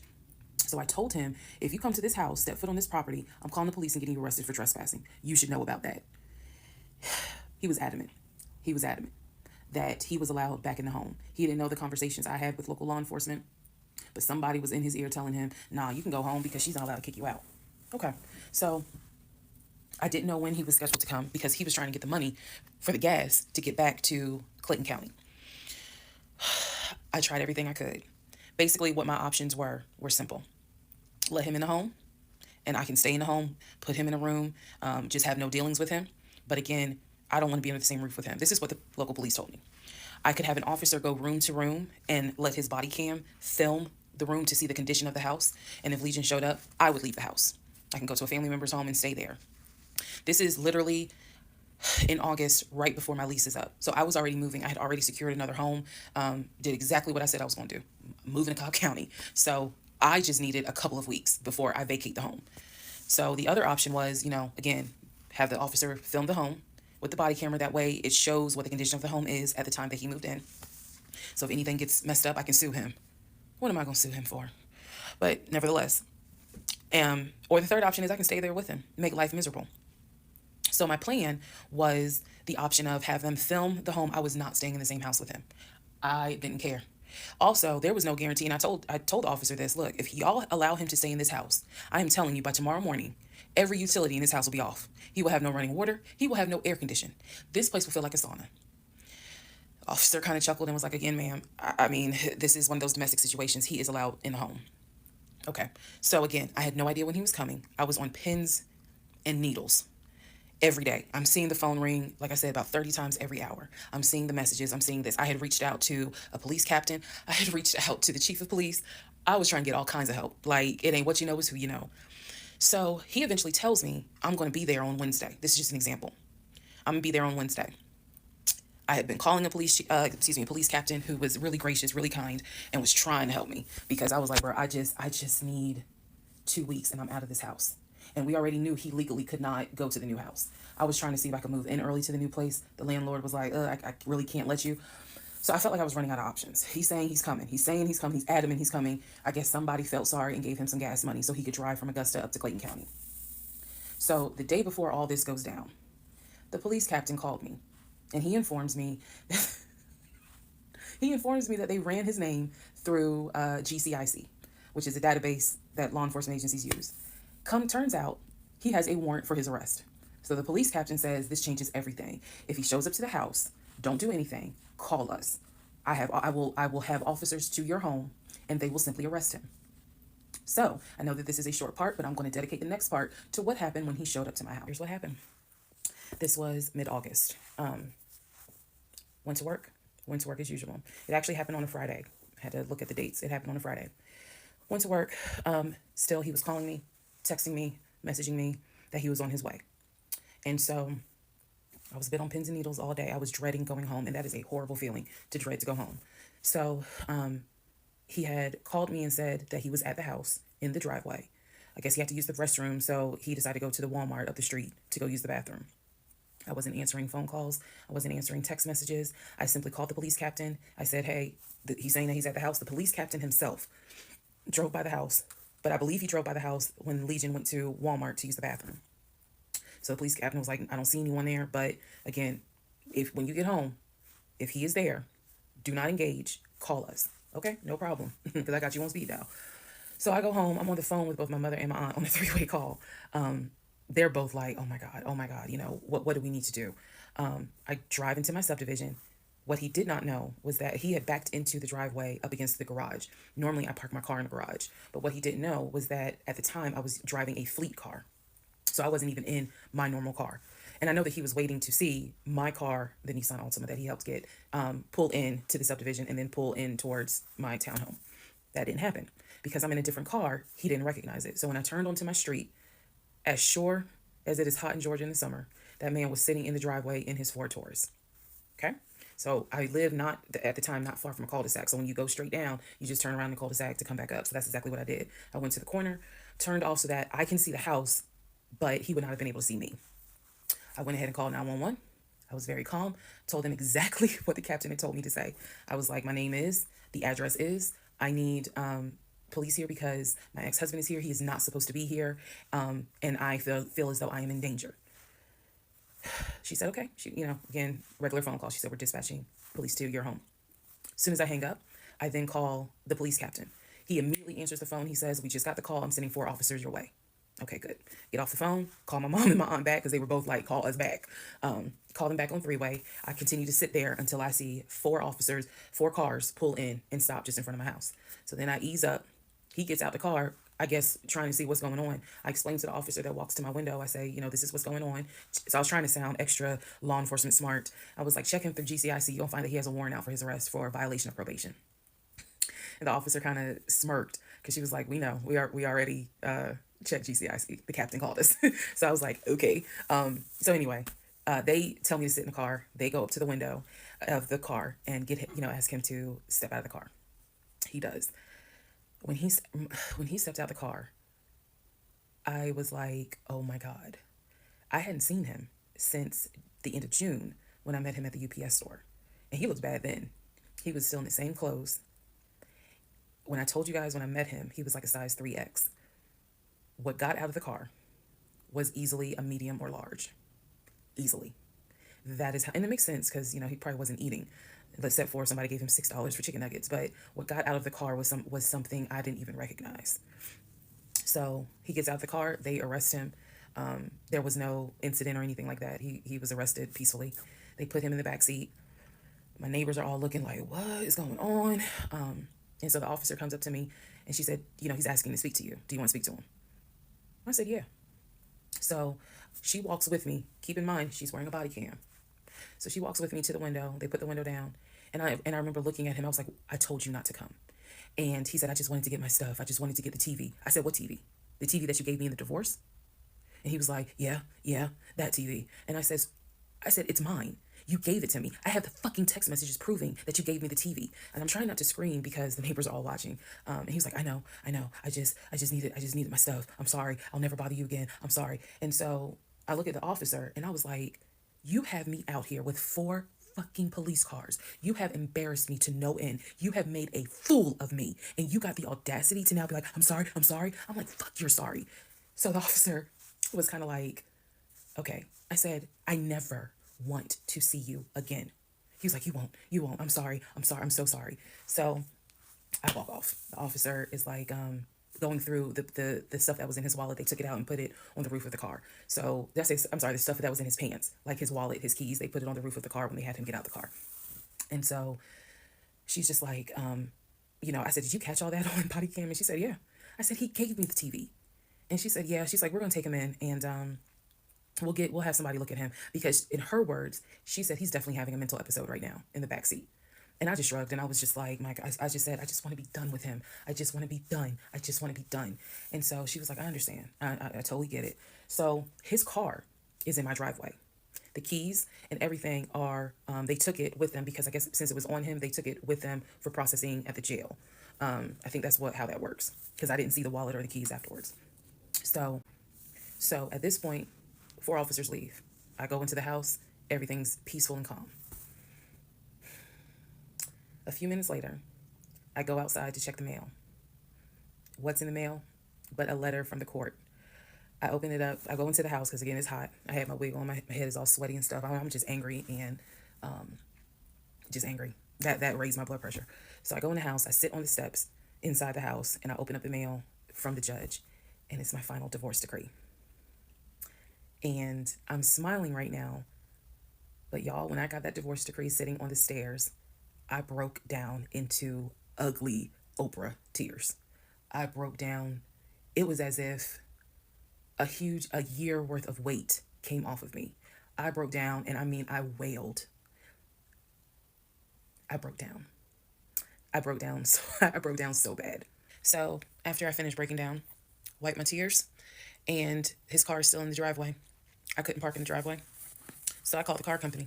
I had called the car company once before when he went missing for those 2 weeks to ask them if they maybe had a tracker on the car and could track it. And the nice gentleman informed me that the tracker had not been giving a signal off for about 5 months.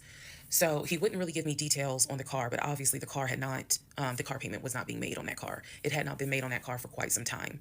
So he and I split in June, but apparently the car payment wasn't made long before June. Can't speak to that, but he still had the car. So called the car company. I told them, I understand that y'all looking for this Ford Taurus. And the lady said, yes, or you can make a payment. I said, no, y'all can come get it. Here's the address. When do y'all want to get it? And she said, well, I can have a driver come get it tomorrow morning. I said, no problem. That car will be ready for you to get it tomorrow morning.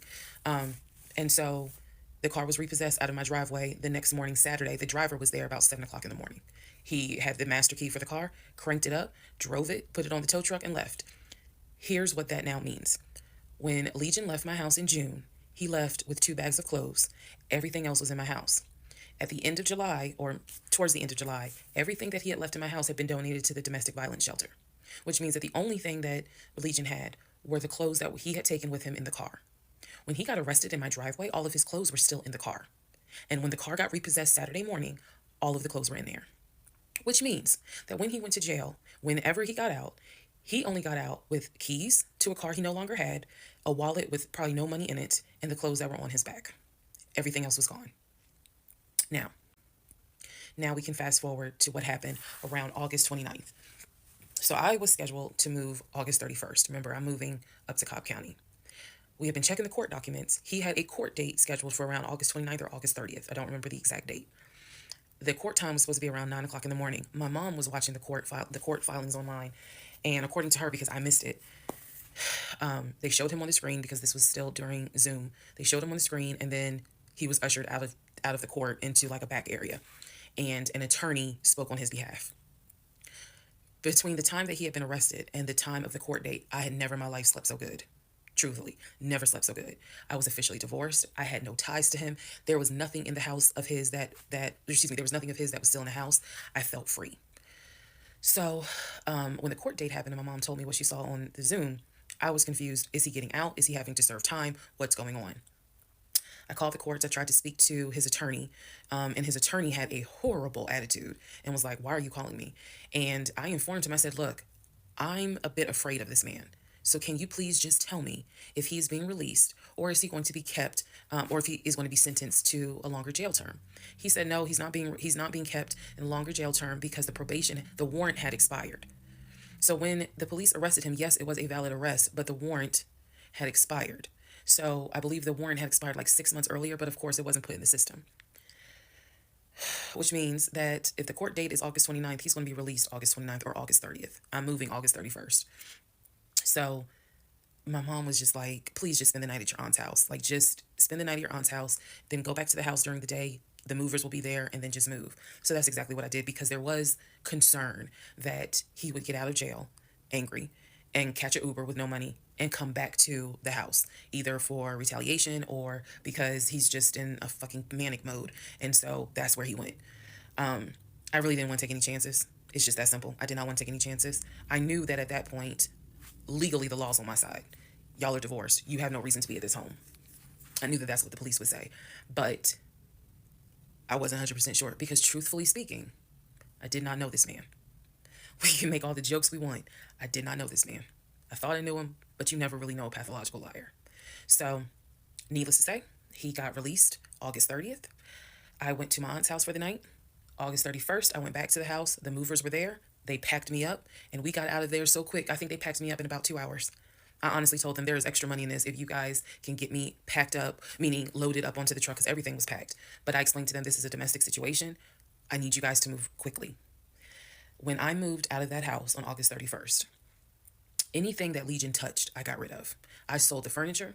I sold dining room tables. I donated plates, glasses. When I tell you I moved out and I started over, I completely purged my life. Completely started over.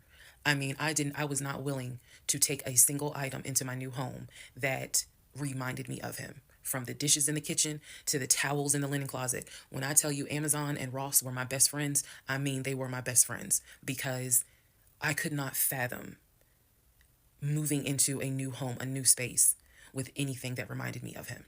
I sold the bed, got a new bed. If he had bought me clothes, I got rid of them.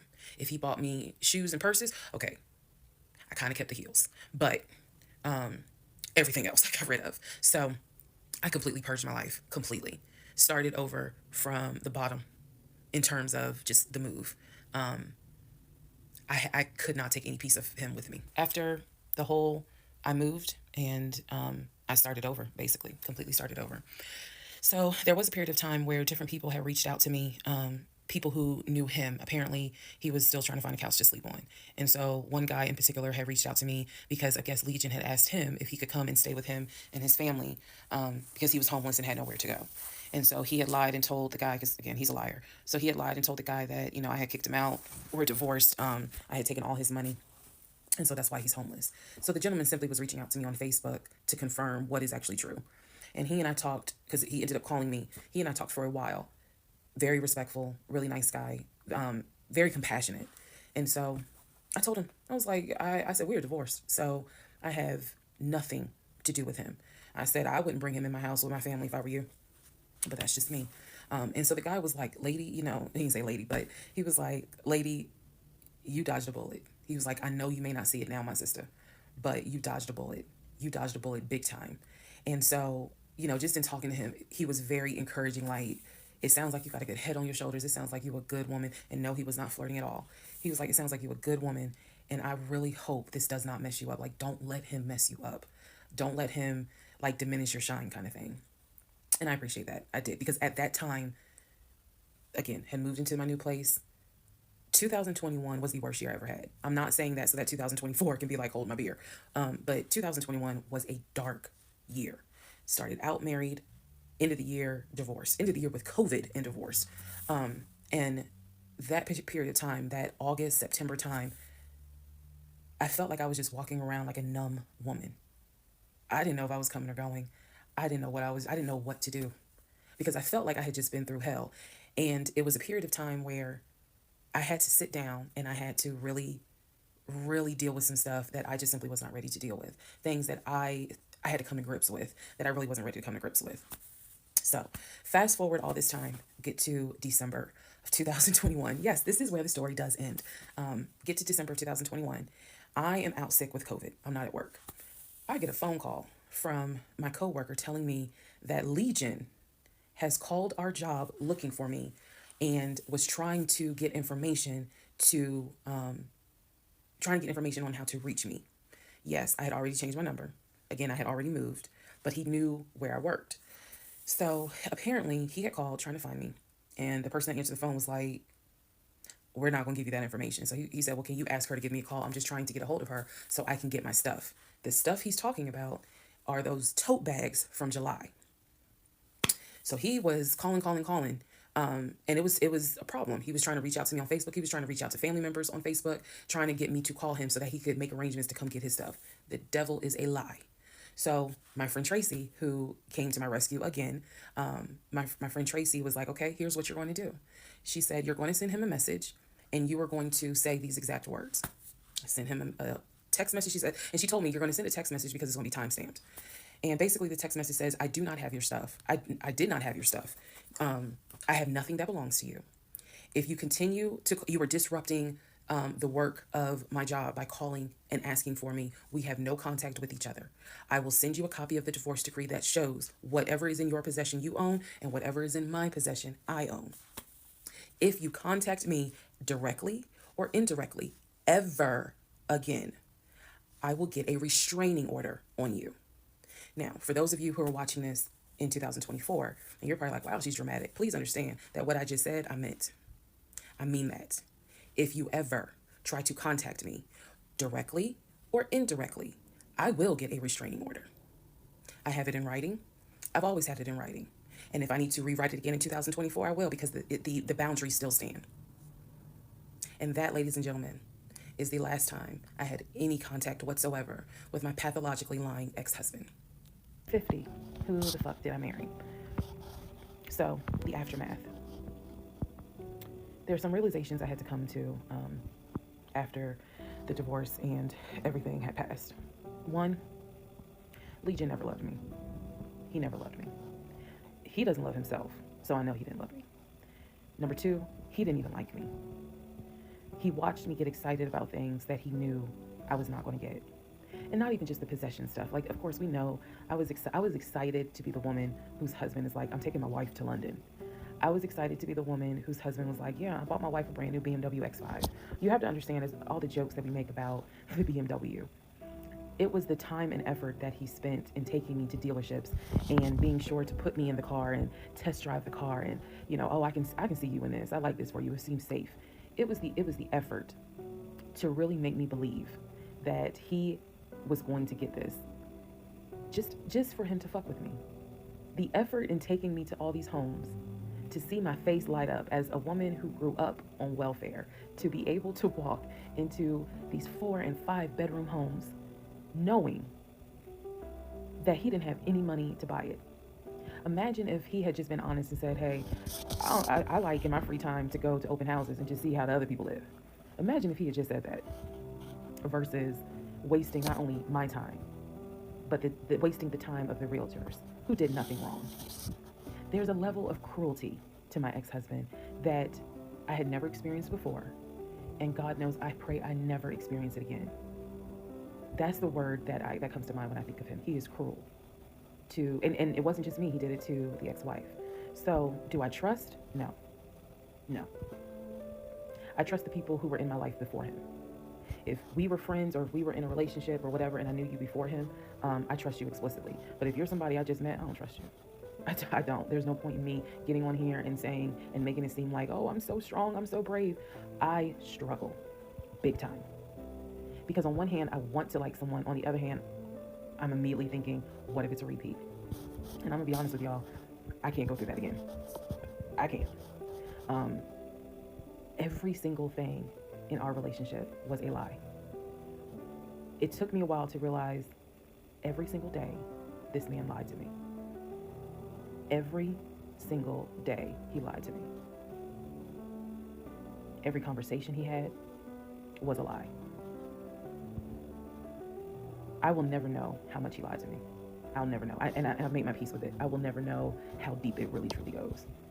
I only know what I experienced, and I only know what God allowed me to see. But I'm willing to bet that there's a lot I still don't know. When people say, oh, you dodged a bullet, like you just, and I've read a lot of the comments on this, and people have sent me a lot of the comments. And so I need to make one thing very clear. I am fully aware I dodged a bullet. I am so grateful to my God that I did not have that man's child. I'm sorry if that offends some of you, but it's the truth. I'm grateful that we didn't buy a house and that I'm not financially tied to him in any way, shape, or form. But I am also grateful for the fact that there are things about my ex-husband that I discovered in terms of how he is when it comes to other women. And I'm grateful that God has kept me and protected me. That's all I'm saying. So when I started out making this series, and I made the decision to tell my story, my motive was I just want to help one person. If there is a woman out there who's like, God, I want to be married and I met this guy and something don't seem right, but maybe it's not that bad. My advice is, honey, just go ahead and do your research, because I can honestly tell you, being single sucks, okay? In my opinion, sometimes it sucks, but being married to the wrong person is a type of hell no one should have to go through. You should not have to be married to someone that does not like you.